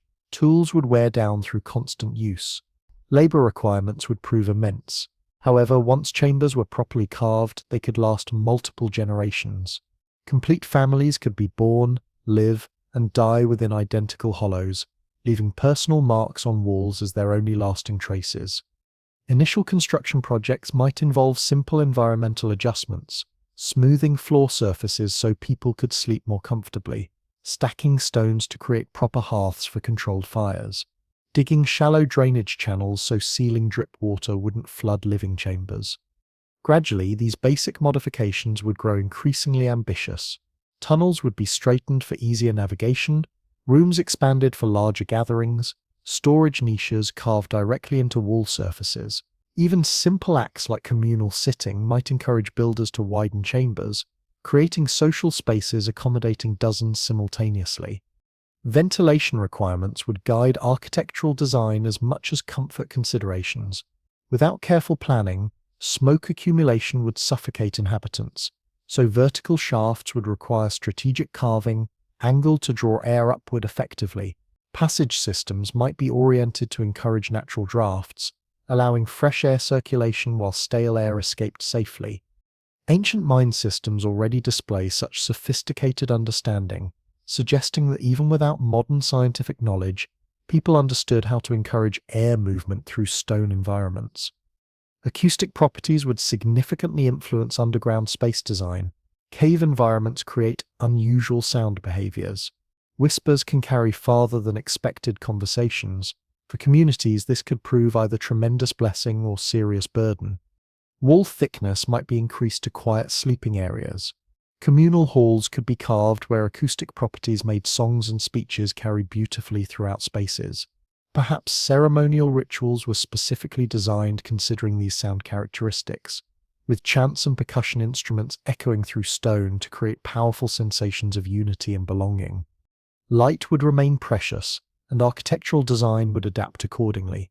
Chambers positioned near entrance areas might be utilized for daily work activities, taking advantage of whatever minimal natural light filters inward. Deeper spaces illuminated only by torches or glowing fungi would be reserved for storage, rest, or ritualistic purposes. Wall niches could hold lamp systems strategically. Ceiling surfaces might be deliberately darkened with soot accumulation, absorbing smoke while preventing harsh reflections that irritated eyes. Over extended periods, inhabitants would master positioning light sources to balance brightness and shadow effectively, transforming darkness from oppressive force into manageable environmental element. As communities expanded, organizational systems would become necessary. Family groups might cluster around central halls, with private living spaces branching like root systems from main stems. Shared facilities, cisterns, storage rooms, meeting chambers would anchor overall design concepts. Pathways would be widened to accommodate travel, walls marked to provide navigation guidance. Underground architecture often resembles complex labyrinths, but for permanent residents they become familiar maps of memory. Every twist and corner becomes personally known, named and woven into community storytelling traditions. The question isn't whether humans could build lives beneath the earth.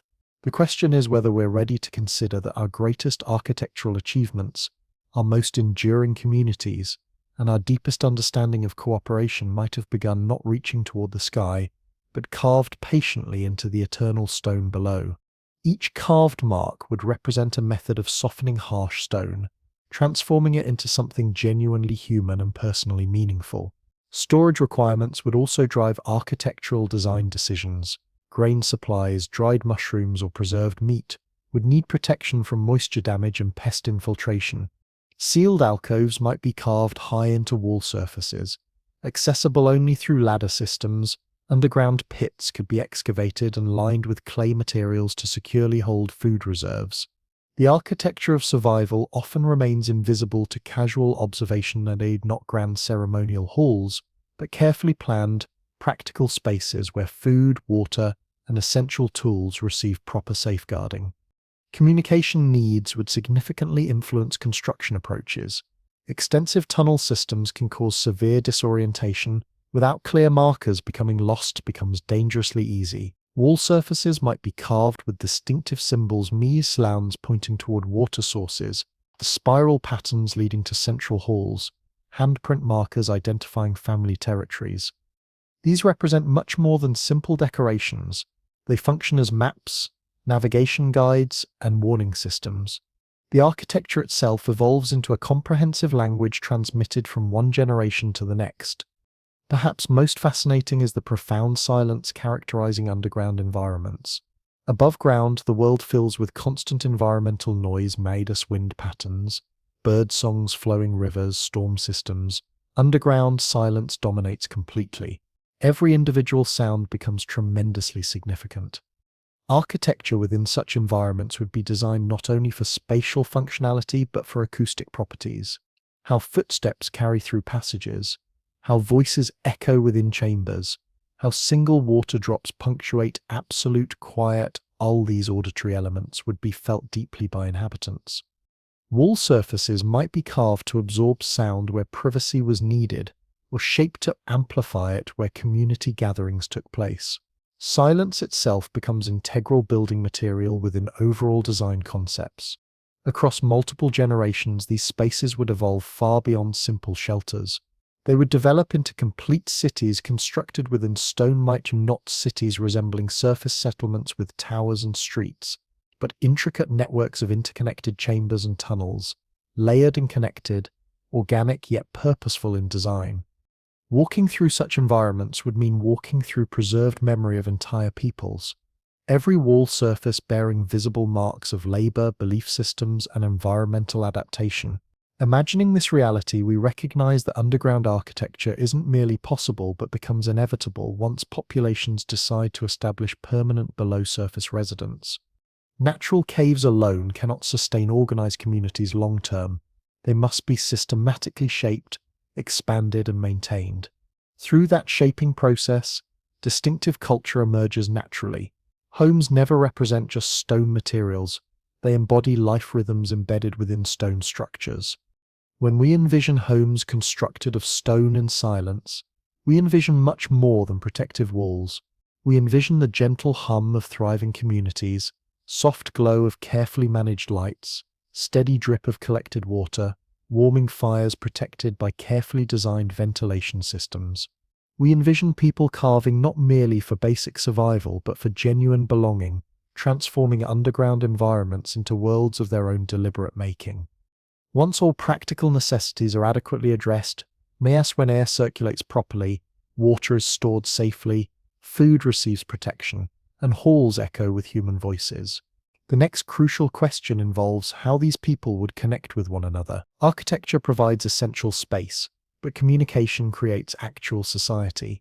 Underground existence without stars or horizons for reference would make communication itself something fundamentally different.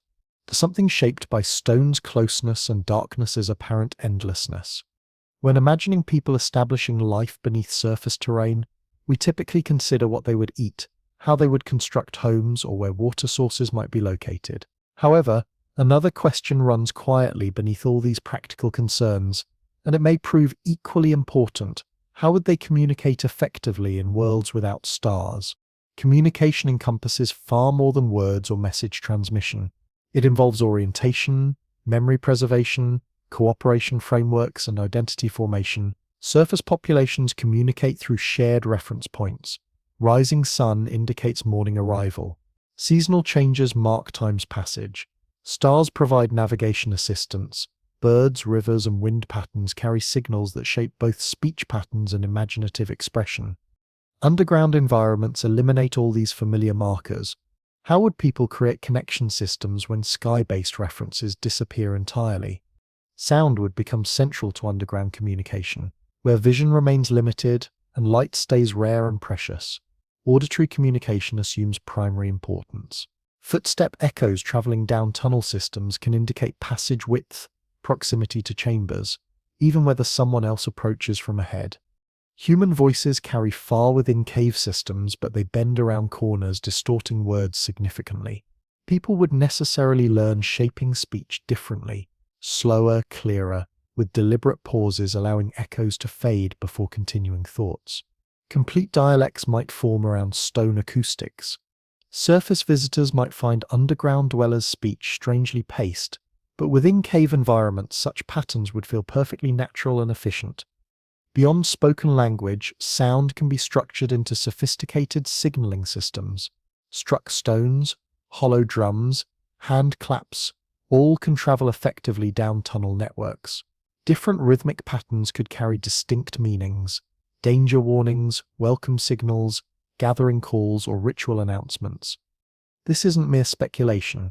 Many surface cultures already use drum systems for long-distance message transmission, and cave environments would dramatically amplify such possibilities. Underground communities might develop rich sound languages allowing people to coordinate activities even when separated by distance and darkness. Whistle communication could serve similar functions. High-pitched tones travel differently through narrow passages, carrying farther than normal speech. Some surface shepherds already use whistle languages for valley communication. Underground, such systems would prove even more valuable. Few musical notes could indicate who approaches, where water sources are located, or which directions to follow safely. Touch would also evolve as communication form. When vision becomes scarce, hands become primary guides.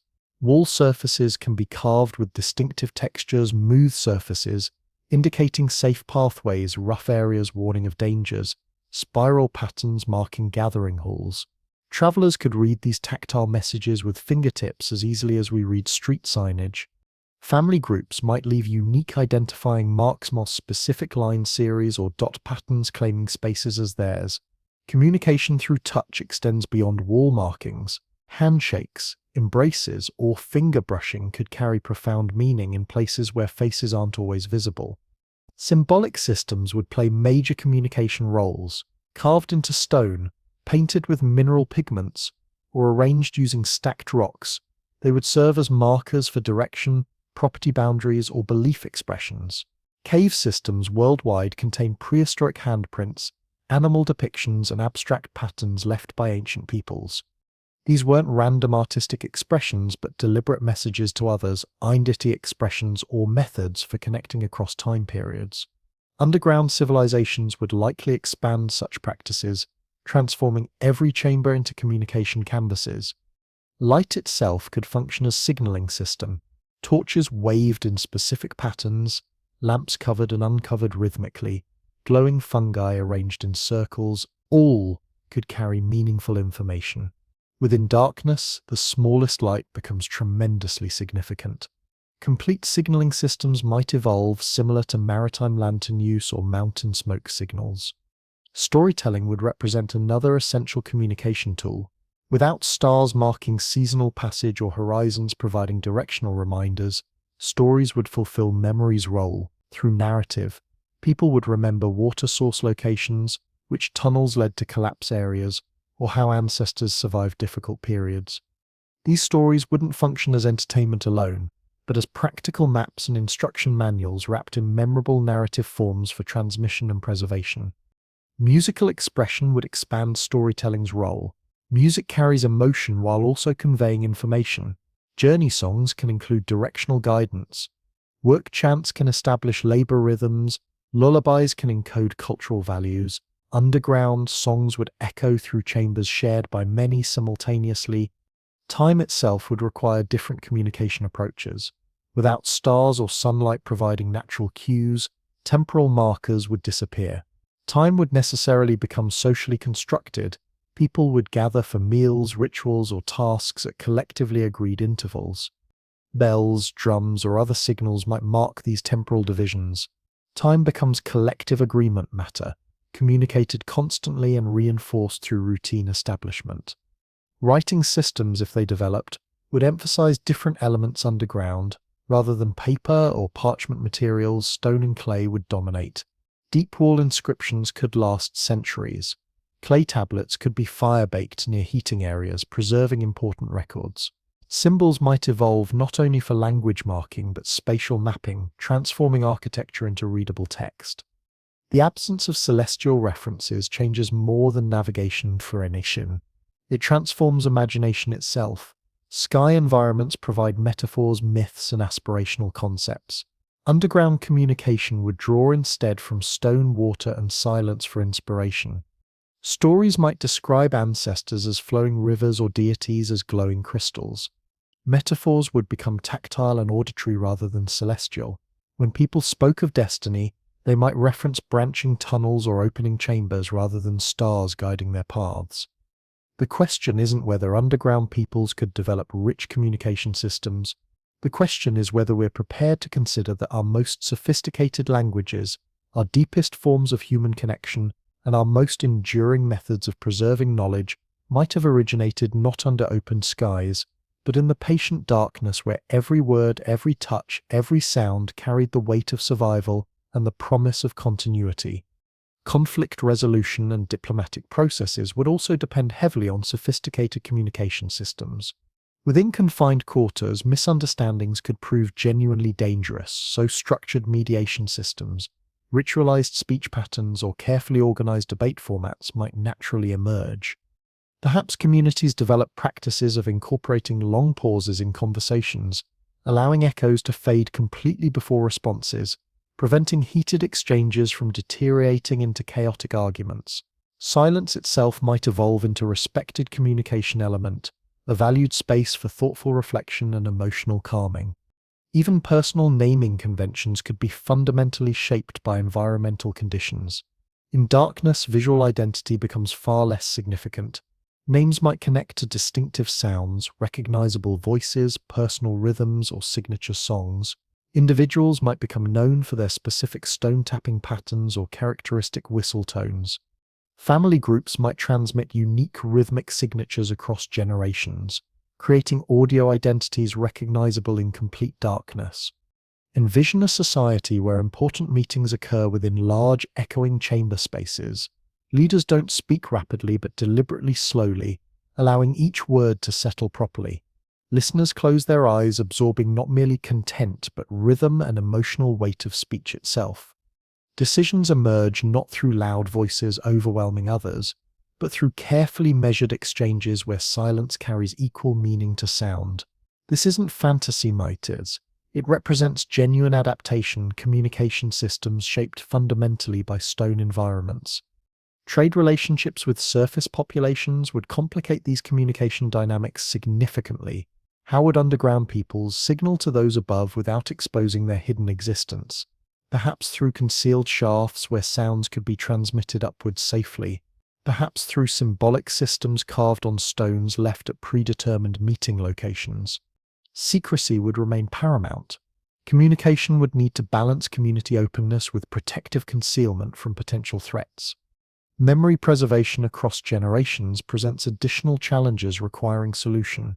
Oral traditions would necessarily remain strong, but permanent inscriptions would anchor them securely, marks carved into stone surfaces, repeated symbolic patterns, songs rehearsed by entire community groups. These would ensure cultural continuity. In worlds without stars, where sky doesn't remind inhabitants of eternity, permanence must be deliberately carved and consistently sung. When considering underground communication comprehensively, it encompasses far more than simple speech. It includes sound, touch, light signals, symbolic systems, storytelling, and ritual practices. It represents the complete network of signals enabling humans to share space and create meaning together. Star absence removes one communication layer, but it doesn't silence humanity. If anything, it deepens the significance of every other connection form available. Once communication systems are established, once people discover methods for making themselves heard and remembered within darkness, the next crucial challenge emerges. How does existence in endless night fundamentally shape human consciousness itself? Architecture and communication address physical and social necessities effectively. However, psychology represents entirely different territory. What psychological changes occur when generations develop without ever witnessing sky, without experiencing morning or evening transitions, without feeling sunshine on their faces? Surviving underground isn't merely about locating food, storing water, or carving spaces in stone. The greatest challenge may involve mental adaptation. Humans evolved under open skies, guided by light and shadow cycles, warmed by solar radiation, cooled by moonlight. Every instinct, every bodily rhythm synchronizes to day and night patterns. Remove those cycles entirely and mental landscapes begin shifting dramatically. Underground psychology and endless night isn't simply interesting academic speculation. It may represent the determining factor in whether underground civilizations could endure across multiple generations. Surface experiments already provide valuable insights. When people experience isolation in caves without sunlight, temporal perception drifts significantly. Some begin sleeping in cycles exceeding 24 hours, gradually shifting into 25 or 26-hour patterns. Others lose track completely, sleeping when exhausted, awakening whenever they feel ready, until their schedules no longer match anything recognizable. Days stretch into shapeless weeks without structure. Without solar anchoring, human bodies lose fundamental orientation. Underground populations would necessarily invent artificial rhythm systems to maintain psychological cohesion. However, temporal disruption represents only one psychological dimension. Light absence itself creates profound mental effects. Illumination isn't merely about vision. It regulates hormones, emotional states, and sleep patterns. Without adequate light, depression and lethargy can develop rapidly. People lose energy, motivation, and emotional joy. For underground societies, this could represent constant psychological warfare. How do you maintain spiritual vitality in worlds without dawn? Artificial lighting provides one solution. Torches, oil lamps, glowing fungi colonies, even polished stone reflections could help address this need. However, cultural approaches offer alternative solutions.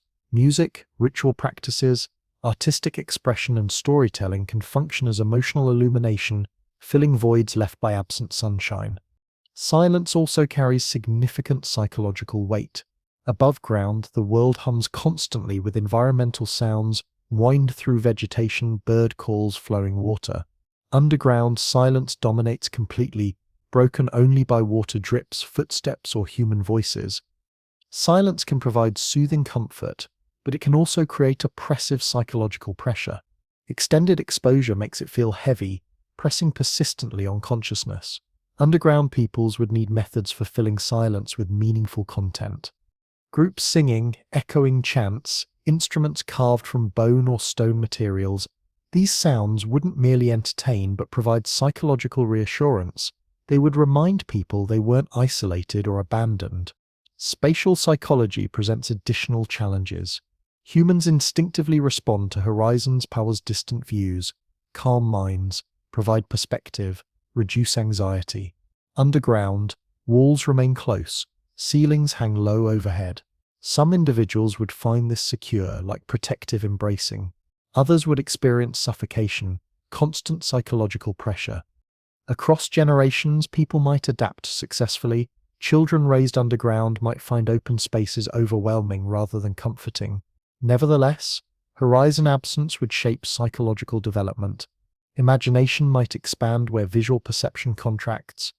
People might dream of vast halls, envision deities inhabiting infinite chambers, or create legends describing hidden skies beneath Earth. Fear of unknown dangers would also intensify underground. Surface environments often allow danger observation from distances, visible before striking. Underground, threats lurk around every corner. Tunnel systems might collapse unexpectedly. Predatory animals might hide within shadows. Even other human groups could emerge suddenly from darkness. This uncertainty breeds constant vigilance, and persistent vigilance transforms into chronic anxiety. Managing this requires underground communities to emphasize trust and cooperation. Shared ritual practices, mutual dependence, and clear protection systems would help reduce fear levels.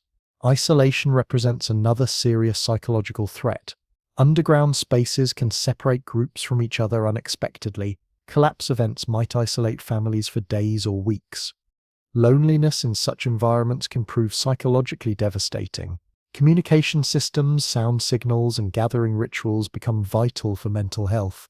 Psychology thrives not only on physical safety, but on social connection. People need assurance of belonging, confidence that others will search for them during emergencies. Dream patterns themselves might shift dramatically. Underground sleep differs fundamentally from surface rest. No sunrise provides awakening cues. No sunset suggests rest time. Dreams might become longer, stranger, filled with imagery drawn from stone, water, and shadow rather than familiar surface references. Myths could develop from these altered dream states. Complete cosmologies might emerge from subconscious efforts to comprehend endless night. Perhaps underground societies imagine deities not as sky figures, but as presences within stone itself. Perhaps their underworld concepts weren't metaphorical but direct reflections of the only reality they knew. Mental illness would represent genuine survival challenges. Depression, anxiety, and disorientation would threaten community stability. However, culture functions as medicine. Artistic expression, ritual practices, and social structures can protect mental health effectively. Underground societies might create elaborate ceremonial systems around light, sound, and storytelling, specifically designed to maintain emotional balance. Fire festivals mimicking sunrise experiences, chants regulating group rhythms, stories providing hope and direction during difficult periods. Human resilience deserves consideration too. People demonstrate remarkable adaptability. What feels unbearable to one generation often becomes normal for the next. Children raised underground wouldn't miss sunshine they never experienced. Their world would consist of stone, water, and controlled fire. Their minds would shape themselves to that reality. Imagination would compensate for environmental gaps. Perhaps they would dream of glowing rivers, crystal heavens, or deities of eternal night. Their psychology wouldn't be damaged by absence, but transformed by it. Even with successful adaptation, surface longing might persist. Some would dream of illumination they'd never witnessed. Myths might preserve memory fragments from ancestors who once lived above. Psychology is shaped not only by environment but by inherited stories. Narratives describing other worlds, brighter and freer men, would influence consciousness. Some would treat these as pure mythology, others as achievable destiny. Either way, such stories would color their sense of identity and possibility. The question isn't whether underground peoples could develop healthy psychological adaptation.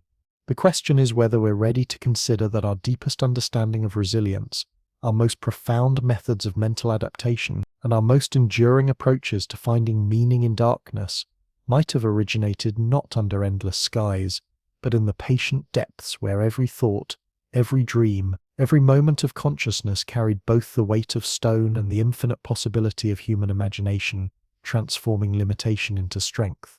Underground civilizations would develop identical approaches, not as luxury but as absolute necessity. Artistic expression becomes psychological stabilizer, functioning as a mirror for collective mental health. Additionally, hope remains essential. Psychology requires hope as fundamentally as food or water. Hope for continued survival, hope for tomorrow's possibilities, hope for meaningful existence.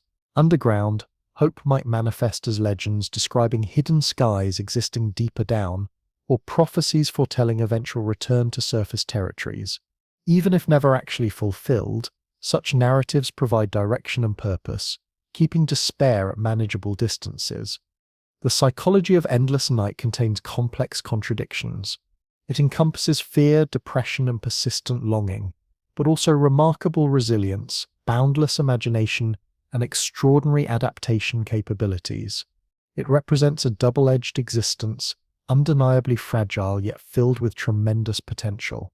Underground, human consciousness would bend toward survival, reshaping itself as deliberately as people reshape stone materials. When minds successfully adapt and communities create sustaining rituals and cultural frameworks, the crucial question becomes how they organize that culture effectively. Psychology addresses individual mental health, but civilization concerns group dynamics. Within endless night, groups would necessarily discover methods for governance, resource sharing, and peaceful coexistence without destroying themselves through internal conflict.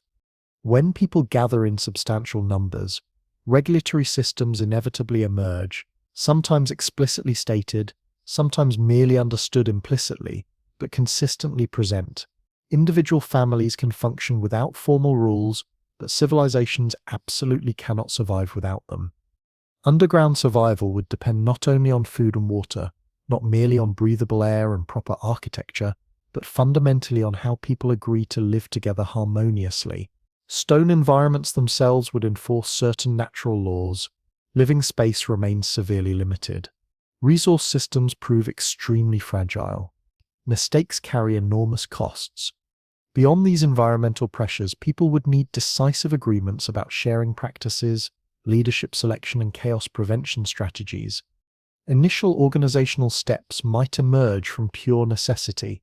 Small groups often make decisions through consensus or defer to whoever demonstrates strongest personality traits. However, underground environments allow minimal error margins. One individual hoarding food supplies, one family wasting water resources, one reckless fire management could endanger everyone's survival. Leadership would transcend simple authority and become profound responsibility. Leaders might be selected not for physical strength or material wealth, but for demonstrated wisdom, patience, and reliability. Those capable of careful thinking, fair need balancing, would rise naturally through community recognition. Elder generations would likely assume central roles in governance. Within darkness, memory equals survival itself.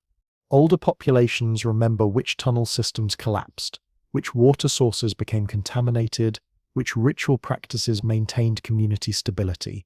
Their authority wouldn't merely be respected, it would prove vital for continued existence. Underground societies might develop elder councils, each voice carrying accumulated years of experience. Decision-making wouldn't be rushed processes. Long pauses would extend naturally, words weighed carefully before speaking. In worlds of profound silence, wisdom operates slowly and patience becomes fundamental law. Labor division would also emerge rapidly. Underground existence doesn't allow everyone attempting everything simultaneously. Some would manage water systems, checking cisterns and channel maintenance. Others would cultivate mushrooms, tend insect breeding, or fish in hidden streams. Construction specialists would carve new chambers, strengthen existing structures. Security personnel would watch for predators, intruders, or structural collapse warnings.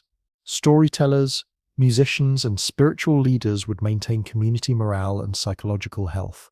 Specialization wouldn't represent luxury choices, but essential glue holding communities together cohesively. Resource regulations would likely prove extremely strict. Surface abundance allows wasteful behavior, but underground environments make every scrap critically important. Food would require careful rationing. Water distribution would follow need-based systems. Energy would demand conservative preservation. Punishments for violating these regulations might seem severe, not from cruelty, but from absolute necessity. Stealing food underground isn't simple theft, and aid endangers multiple lives directly. Such societies might develop fairness codes so deeply embedded they feel sacred rather than merely practical. Sharing becomes more than kindness, it becomes survival strategy. Conflict would naturally persist despite environmental pressures. Humans argue, compete, and feel resentment regardless of circumstances. However, underground conflict cannot be permitted to fester destructively. Walls remain too close, voices carry too far, lives prove too interdependent. Resolution systems would require formal structure, mediation rituals, dialogue circles, or council-mandated decisions. Exile might represent the harshest possible punishment, since casting someone into deeper darkness without support would prove worse than execution. Religious or belief systems might interweave deeply with organizational structures. Leaders may not only govern practically but guide spiritually, reinforcing regulations through mythological frameworks and ritual practices. Ceremonies surrounding fire, water, or glowing fungi could remind people of their mutual dependence on each other and environmental systems. Moral codes might be framed as sacred obligations rather than merely practical requirements. Survival rules would thus become cultural laws transmitted across generations, not as authoritarian commands but as cherished traditions. Intergroup trade and cooperation would also prove significant. If multiple underground communities existed, how would they interact safely? Tunnel systems might connect different haul networks. River systems might flow between them. Strategic alliances could form, exchanging food, tools, or storytelling traditions. However, mistrust would naturally develop too. Secrecy provides survival protection. Balancing openness with isolation would shape political dynamics. Perhaps trust rituals evolved, lengthy greetings spoken slowly proving identity, or symbolic gift exchanges demonstrating goodwill intentions. Population control might represent another survival necessity. Within closed systems, unlimited growth leads inevitably to disaster. Underground societies might establish customs regulating family sizes, whether through delayed marriage practices, communal child-rearing arrangements, or religious restrictions on reproduction. Underground existence would require balance, not only in resource management but in population numbers. Organization would extend to knowledge preservation systems. Who remembers safe tunnel routes? Who understands construction support techniques? Who knows which fungi heal versus which prove poisonous? Such critical knowledge cannot be hoarded individually. It must be taught, shared, and carefully preserved across generations. Education might become communal, with children learning from elders in group settings, stories woven with practical lessons. Knowledge becomes collective property, another essential survival form. Architecture itself would reflect organizational principles, with central halls for council meetings, smaller chambers for family residence, storage rooms protected by community guards, pathways carefully mapped, doors or barriers marking territorial boundaries. Underground space isn't infinite, so every chamber must be accounted for systematically. Organization becomes literally carved into stone structures. Technology doesn't always mean machines, engines, or electrical systems. It means methods people develop for bending environments towards survival. It means tools they craft, systems they invent, clever innovations that transform weakness into strength. Surface technology developed in partnership with sunshine, wind patterns, open fields, and flowing rivers. Underground technology would develop in complete absence of all those elements. Technology born from darkness wouldn't resemble contemporary innovations. It wouldn't rise in glass towers or spread across metal fields. It would be shaped by stone materials, water systems, profound silence, and constant need to extend resources as far as possible. Fire represents the most obvious technological starting point. Without sunlight, fire becomes both illumination and life itself. First underground peoples who mastered fire management would have revolutionized their entire world. Not merely maintaining warmth, but cooking food, driving away predators, hardening clay, and providing something more important than all other benefits combined, temporal rhythm. Fire marks time's passage. Lighting flames signals beginning, their fading marks ending. Underground, fire would become more than simple tool. It would function as clock, symbol, and power form simultaneously. However, underground fire proves dangerous. Smoke suffocates, heat builds excessively, oxygen gets consumed. Fire technology wouldn't focus merely on creation but on control systems. Ventilation shafts carved with precision, chambers designed pulling smoke upward effectively, fuels selected carefully minimizing choking fumes. Perhaps families transmitted secret fire management methods across generations, songs guiding flame tending practices, stories warning of disasters when misused. Fire technology in darkness would emphasize mastery rather than simple spark creation. Illumination beyond fire would develop unique forms. Glowing fungi exist naturally on surfaces, ein surface, faint but steady. Cave environments could cultivate them, spreading across walls, creating ghostly illumination. Certain insects produce natural light, their bodies filled with biological lanterns. Perhaps underground people learned keeping them in containers, feeding them, breeding them, creating swarms of tiny lights hovering like artificial stars. The question isn't whether underground peoples could develop sophisticated technology.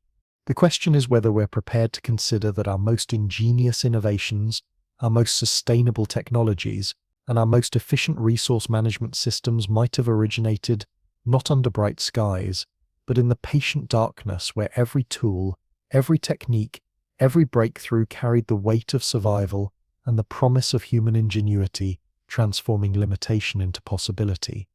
Bone materials could supplement where stone proved inadequate, mitre lighter, more flexible and useful for creating needles, hooks, or pointed implements. Metal discovery, if it occurred, would revolutionize everything completely. Even small copper or iron veins could transform survival capabilities, enabling stronger tools, sharper weapons, and sturdier structural supports. Mining represents underground technology in its purest form. Perhaps such societies became natural metallurgists long before surface populations developed similar skills. Transportation within tunnel systems would demand constant innovation.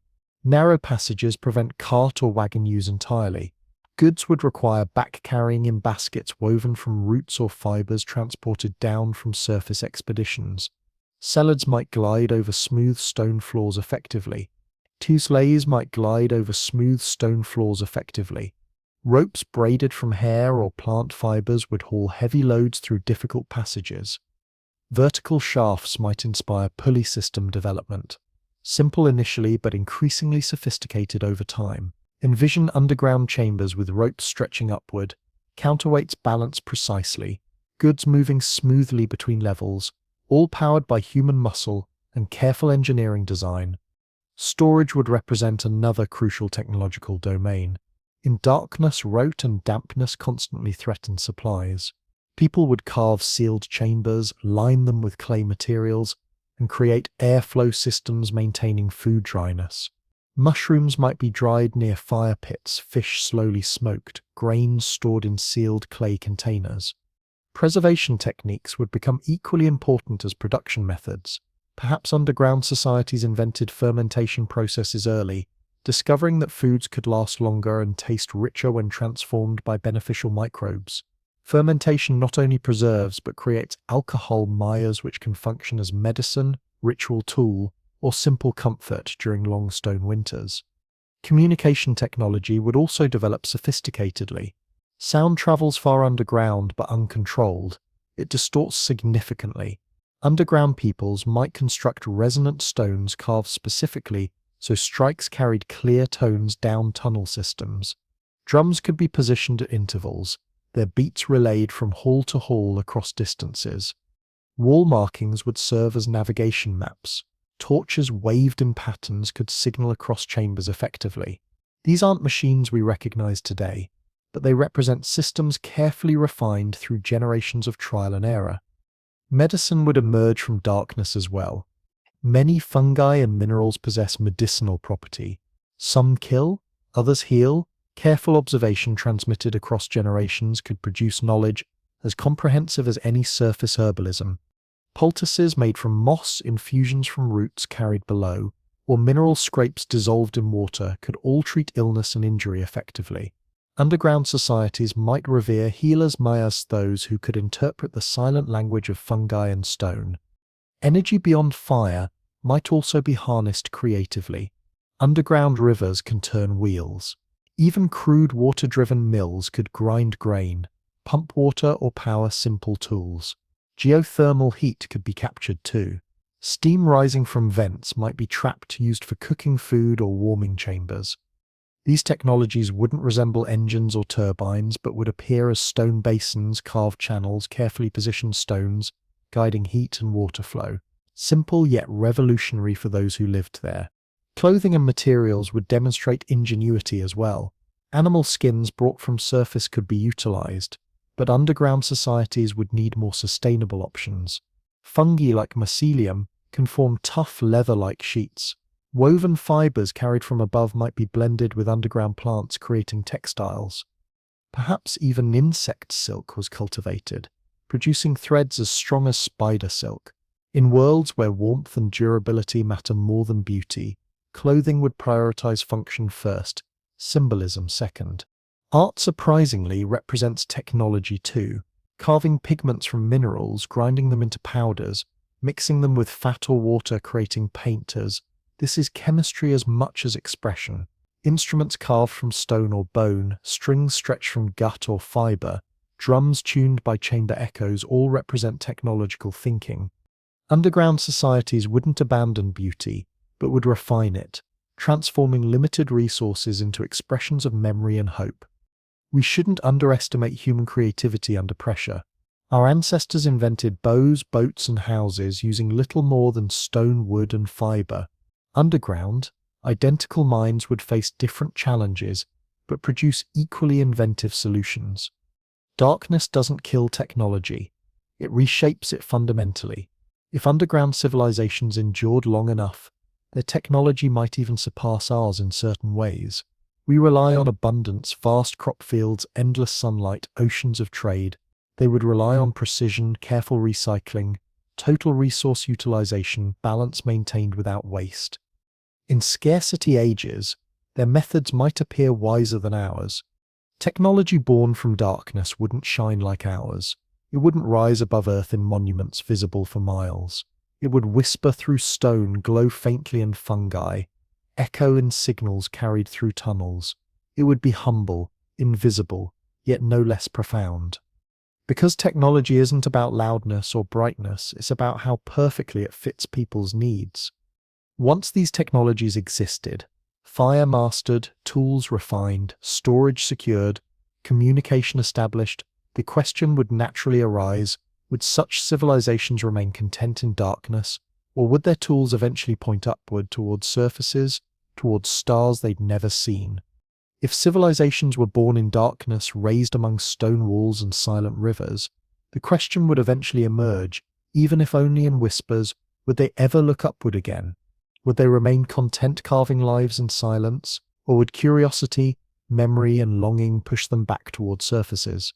For people who never saw sunshine, it might not involve returning but imagining. Surfaces could be myth as much as geography now, stories of worlds too vast, too bright, too dangerous to be real. But human beings aren't creatures who remain stationary forever. Something within us always wonders what lies beyond familiar boundaries. For first underground generations, survival would silence these questions. Carving homes, securing food, managing fire and water, building rules and traditions, these tasks would consume every thought. But as stability grew, as children were born, knowing only stone, imagination would stir. Songs might emerge about hidden skies, fire gods rising daily, or places where water falls from above instead of dripping from rock. These stories would preserve sense that something existed beyond ceilings. And maters, if they remembered surfaces, might tell stories about them. But memories distort. What begins as practical descriptions, trees, rivers, grain fields, shifts into legend. Trees become heaven's pillars.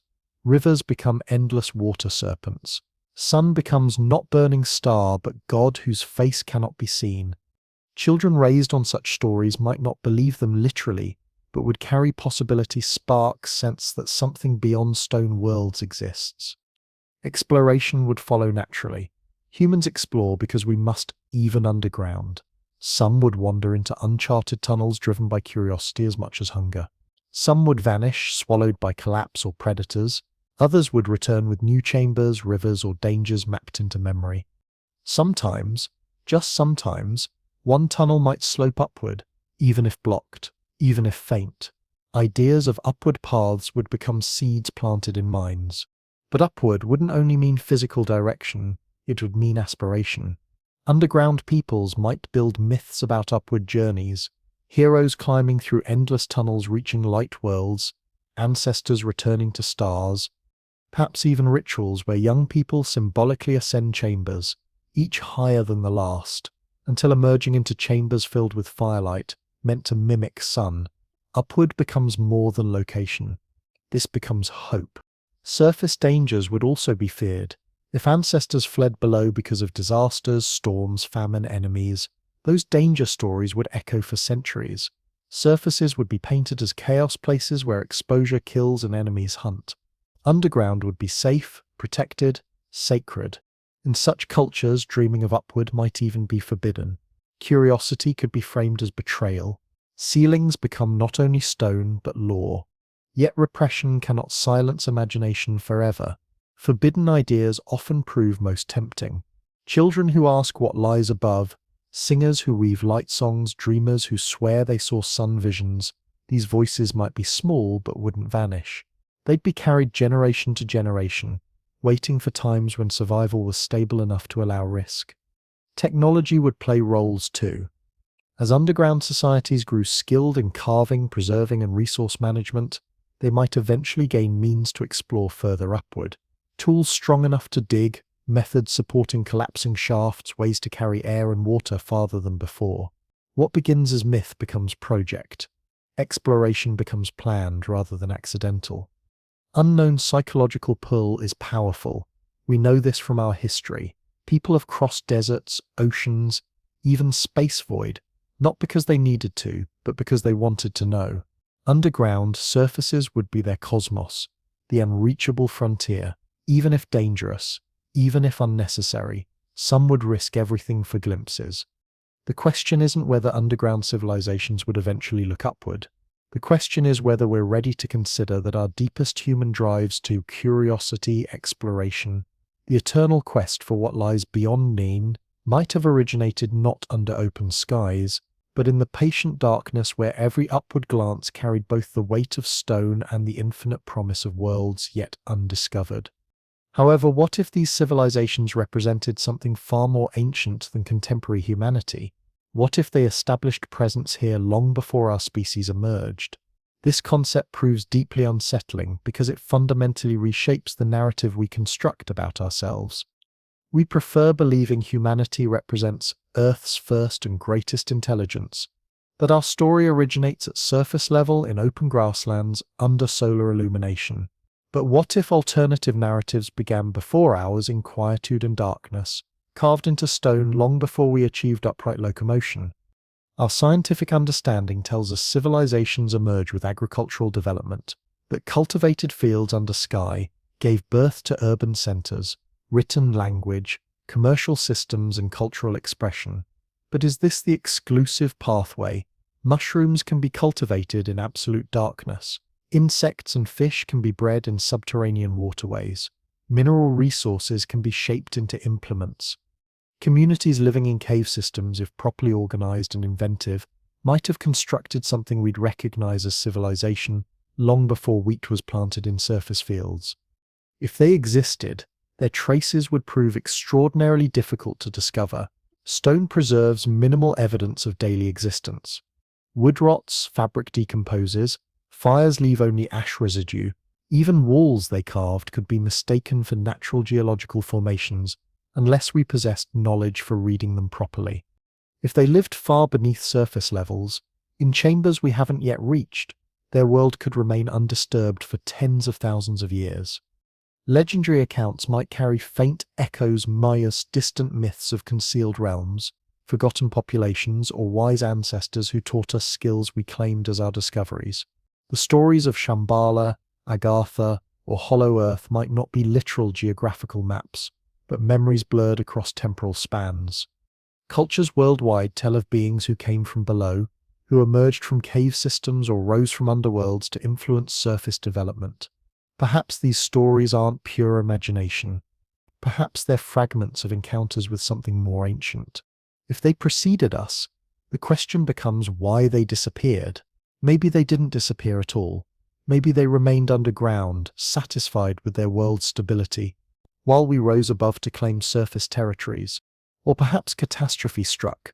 Flooding tunnel networks, poisoned atmospheric conditions, collapses that forced survivors to emerge into environments they weren't prepared for.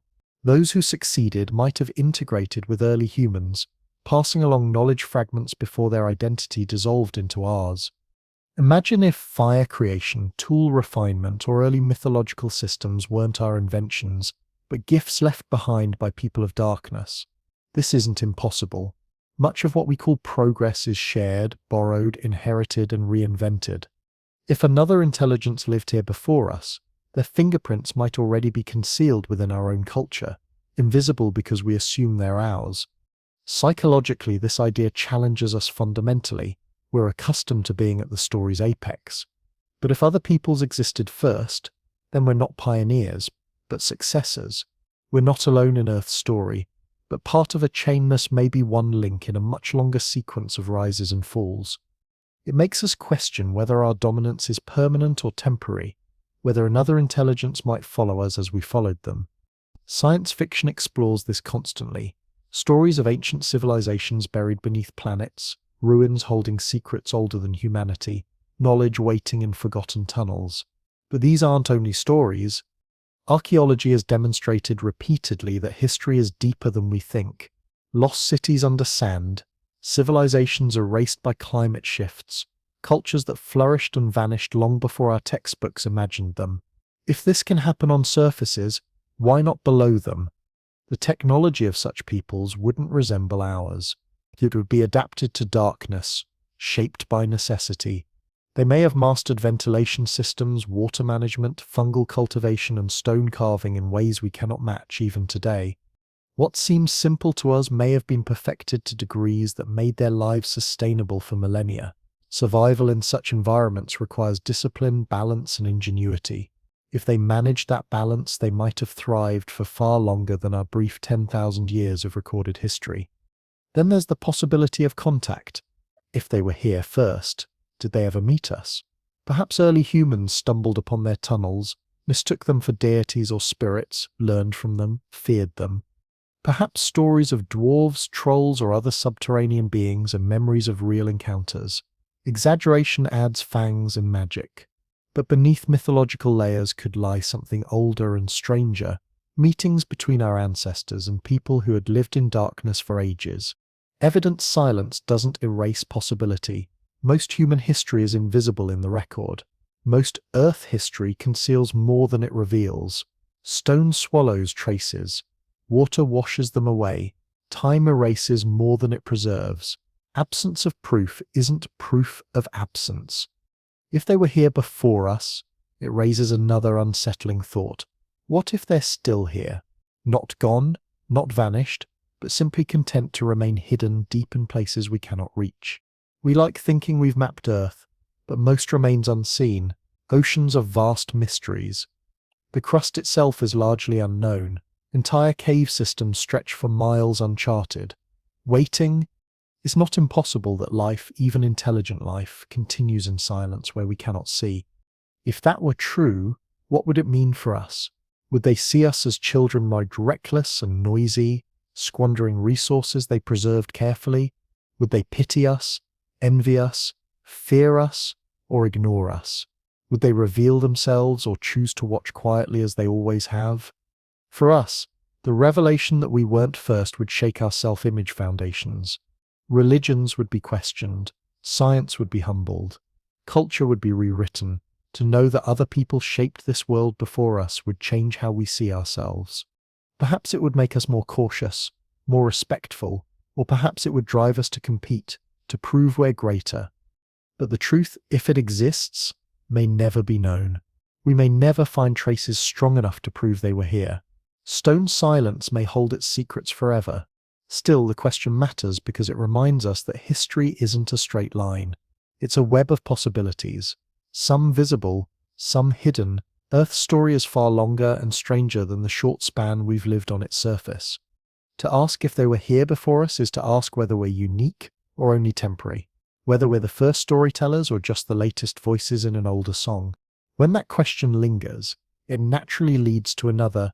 If they left traces, where might we find them? If they still exist, what signs would betray their presence? If underground conceals memory of people before us, what evidence could we search for in cracks and shadows of our world? If we allow ourselves to wonder whether another civilization once lived beneath surfaces or perhaps still does, the next question follows naturally. What signs would they leave behind? What clues might be hidden in our world waiting for us to notice? Stone doesn't surrender its secrets easily, but nothing can exist without leaving some trace. Every fire leaves ash, every tool leaves marks, every voice leaves echoes. If you know how to listen, some of the most obvious places to look are cave systems themselves. When our own ancestors painted on walls, carved symbols, or left tools behind, they preserved glimpses of their lives for tens of thousands of years. If other people had lived in similar spaces far earlier or deeper below, they might have done the same. Lines in stone that look like cracks could, on closer inspection, be deliberate carvings. Chambers that seem natural might have been shaped by hands long forgotten. Sometimes archaeologists already debate whether strange formations are natural or artificial, whether walls smoothed in darkness result from water or tools. It's possible that some arguments are really about traces left by someone else long before us. Artifacts are another possibility, though they would be rare. Stone tools can survive, but they're often overlooked. A chisel, hammer, or wedge buried deep in sediment could easily be mistaken for ordinary rock. Unless someone knows exactly what to look for, entire tool collections could lie unrecognized in caves, mislabeled or ignored. More delicate material, light as wood, fabric, bone might as wood decay, metal might corrode into nothing. So we shouldn't expect golden crowns or glowing machines. We should expect subtlety scratches on walls, soot in ceilings, small stone piles arranged too neatly to be chance. Stories themselves are a kind of evidence. Cultures across the world tell of beings who come from below. Some myths speak of ancestors emerging from caves at time's beginning. Others describe hidden people who taught agriculture, medicine, or metalwork before vanishing again into ground. We call them myths because we cannot verify them. But myths often preserve truth echoes. When distant cultures share similar stories, it suggests something more than coincidence. Perhaps these are cultural memories of contact with people who lived where sunlight never reached. The question isn't whether evidence exists of ancient underground civilizations. The question is whether we're prepared to consider that our most fundamental assumptions about human origins, our place in history, and our understanding of intelligence on Earth might need complete revision, not because of what we've found, but because of what patient stone has been waiting to reveal to those wise enough to look beyond the surface of everything we think we know. If ancient peoples once carved dwellings in profound depths, geological erosion may have obscured their craftsmanship, but design hints could persist, concealed in plain view waiting for recognition. Unexplained artifacts discovered far from expected locations also warrant consideration. Documentation exists describing objects found in mining operations, peculiar spheres, implements, or engravings buried so deeply in rock formations that they should chronologically predate humanity itself. Many such claims face dismissal as errors or fabrications, and perhaps most are. However, even if one in thousands proves authentic, it suggests we weren't the first to shape stone materials purposefully. Biological indicators might offer alternative investigation paths. If underground civilizations cultivated fungi, insects, or animals in isolation across thousands of years, traces of those domesticated species might still persist. A mushroom thriving exclusively in deep cave systems, an insect seemingly adapted to human-like conditions, a fish displaying selective breeding characteristics, while these could represent living remnants of cultures that shaped them long ago. Science might classify them as evolutionary anomalies, but perhaps they're vestiges of deliberate human effort in darkness. Architecture provides another clue we may have already observed. Some ancient surface sites display tunnel networks beneath them. Extensive passageway systems stretch under old temples, cities, or fortresses. Archaeologists typically explain them as storage facilities, escape routes, or water management systems, but what if they're older than structures above? What if ancient builders discovered tunnels already existing and simply constructed atop them? In such cases, some of our oldest monuments may stand upon foundations of even older civilizations whose homes lie beneath. Language may preserve traces too. Terminology for underworlds, people below, or hidden dwellers appears in many unrelated linguistic systems. Symbols carved into rock sometimes resemble eyes, spirals, or stairways leading downward. These might not merely be metaphors for death or mystery. They might be inherited memories of actual people below, encoded into culture long after direct contact faded. We should also consider possibilities of active concealment. If underground civilizations survived into recognizable time periods, they may have worked to erase their traces systematically. Entrances could be sealed, tools hidden, fires carefully managed to avoid leaving marks. Secrecy itself would be survival strategy. Fewer signs they left, safer they remained from discovery. If so, clues we find may not be what they left accidentally, but what they failed to erase completely. Sound might carry hints too. Caves and tunnels often produce strange echoes, whispers, or hums. Geologists explain them as natural resonances, wind currents, or dripping water. But what if some sounds are remnants of deliberate design? Tunnels carved to carry voices or signals might still sing their notes long after the people who carved them vanished. Science gives us investigative tools, but science also has limitations. When archaeologists excavate, they often focus on layers fitting their human history timeline. Anything not fitting gets set aside. Anomalies often face dismissal rather than exploration, but Earth's record is vast, and perhaps we've only read the story's surface. So what signs and clues might be hidden in our world? They may be subtle, fragile, or buried too deeply for discovery. They may be stories we dismiss, tools we overlook, tunnels we mistake for natural formations. But the possibility that they exist reminds us that history isn't finished, that beneath our feet may lie not only stone but memory, not only silence but evidence of lives as real as ours. If evidence does exist, it invites another question. Why do these stories continue capturing our imagination even when proof remains scarce? Why do we keep searching for hidden worlds, for people who may or may not have lived below us? Perhaps the answer lies less in stone and more in ourselves, in how imagination reaches for mysteries we cannot quite solve, and how hidden worlds reflect something about our own nature.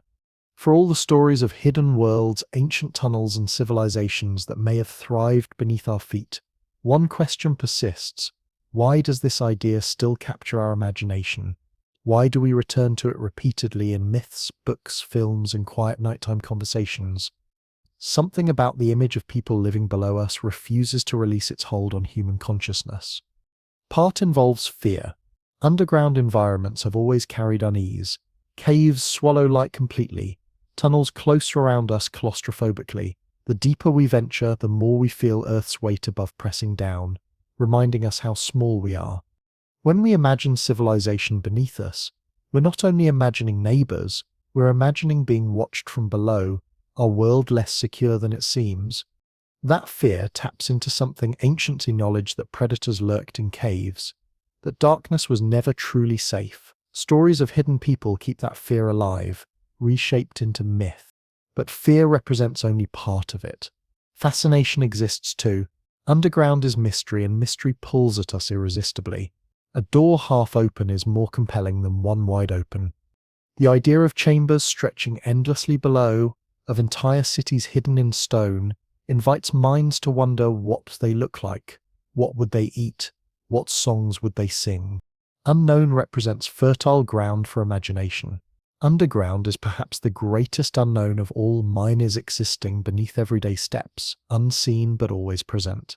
Imagination also loves inversion. We live in light, so we imagine life in darkness. We walk under open skies, so we dream of enclosed tunnels. We depend on sunshine, so we ask whether life could thrive without it. Underground civilization is our mirror image. In that mirror we see both what we are and what we might be if circumstances had differed. It allows us to ask how flexible life is, how many forms survival could take, how many paths civilization could walk. There's also humility in these stories. If others were here before us or still lived beside us, then we're not alone at history's center. We're part of something larger, mighty, a sequence of lives and worlds that overlap and intertwine. The thought unsettles but also fascinates. It reminds us that Earth's story exceeds us, that we might not be the final word. These stories also satisfy longing for hidden depth. In worlds where satellites map every street, where planetary images are only clicks away, mystery feels endangered. But underground resists. We cannot see through stone. Vast cave systems remain unexplored. The idea that something important, something secret might still exist there is comforting in its own way. It means not everything has been discovered, not every question answered. Hidden worlds reassure us that mystery survives. Myth keeps them alive as well. Generations have told stories of hidden realms, from Shambhala to Agartha, from Greek underworld to Hopi emergence myths. These tales linger because they're retold, reshaped, and embedded into culture. Children hear them and carry them forward. Writers adapt them. Films dramatize them. Every retelling keeps the spark alive. Over time, they become less about proof and more about resonance. We tell them because they feel meaningful, because they say something about our fears, hopes, and place in the world. Underground civilization also speaks to deeper psychological needs, the wish that we're not alone. On surfaces, loneliness is answered by community. In Cosmos, loneliness is answered by imagining aliens. But beneath us, historical loneliness is answered by imagining predecessors or neighbors. If another civilization thrived below, then our story is richer, our company larger, our world less empty. The thought fills silence we otherwise cannot address. Another reason lies in how hidden civilizations reflect anxieties about ourselves. When we imagine people living underground, just careful with resources, disciplined in survival, we're also imagining what we're not. We waste, we expand without limits. We consume recklessly. Underground civilization is moral mirror, showing us humanity that learned restraint because it had no choice. The story fascinates because it whispers lessons. This is how you must live when there's no abundance. But it can also reflect opposites. Sometimes we imagine underground dwellers as twisted, secretive, or monstrous. They hoard, deceive, plot. In those stories, they embody what we fear about ourselves, humanity, parts that thrive in shadows, instincts we repress but know are there. In this way, the story isn't about them at all. It's about us, our virtues and vices, externalized into people below. There's also adventure aspect. Stories of hidden worlds promise discovery. Who among us hasn't wished to stumble upon hidden doors, forgotten stairways, caves leading to something extraordinary? Underground civilization is the ultimate hidden door. It suggests adventure isn't only in distant lands or outer space, but right here under our feet, waiting. Perhaps most importantly, these stories endure because they're adaptable. They can be hopeful, fearful, spiritual, or scientific. They can appear in ancient myth or modern fiction. They can be death metaphors, unconscious symbols, or literal survival speculations in stone. They fit whatever lens we place on them. That flexibility keeps them alive. Stories told only one way die quickly. Stories retold in countless ways endure forever. So why does this story still capture our imagination? Because it offers fear, fascination, humility, mystery, comfort, reflection, and adventure simultaneously. Because it asks us to look beneath surfaces myths of earth, ourselves, history, and wonder what lies hidden. Because it reminds us that no matter how much we discover, there's always more to imagine. And from there, one final thought naturally follows. Perhaps the real underground civilization was never about stone cities or hidden peoples at all. Perhaps it was about us en masse, about the depths of human curiosity that refuse to accept that everything has been found, everything has been explained, everything has been discovered. The underground civilization lives not in caves beneath our feet, but in that part of human consciousness that will always wonder, always search, always believe that just beneath the surface of everything we think we know, mystery waits patiently in the dark. If this narrative still holds significance for us, if it continues living within our myths and imaginations, how do we bring it to proper conclusion when sharing it aloud? How do we step back from darkness and gently return to surface terrain, carrying wonder without losing tranquility? The answer lies in how we conclude, not with absolute certainty or definitive proof, but with soft return, a tunnel closing that leaves mystery perfectly intact. We have wandered through shadows for considerable time, tracing concepts of civilizations born in darkness, peoples who might have constructed stone dwellings, cultivated life without solar radiation, and carried stories that still echo within our mythological traditions. We have followed them through questions of survival, technological development, memory preservation, and imaginative expression, always circling around identical wonder. What if the first civilization existed underground?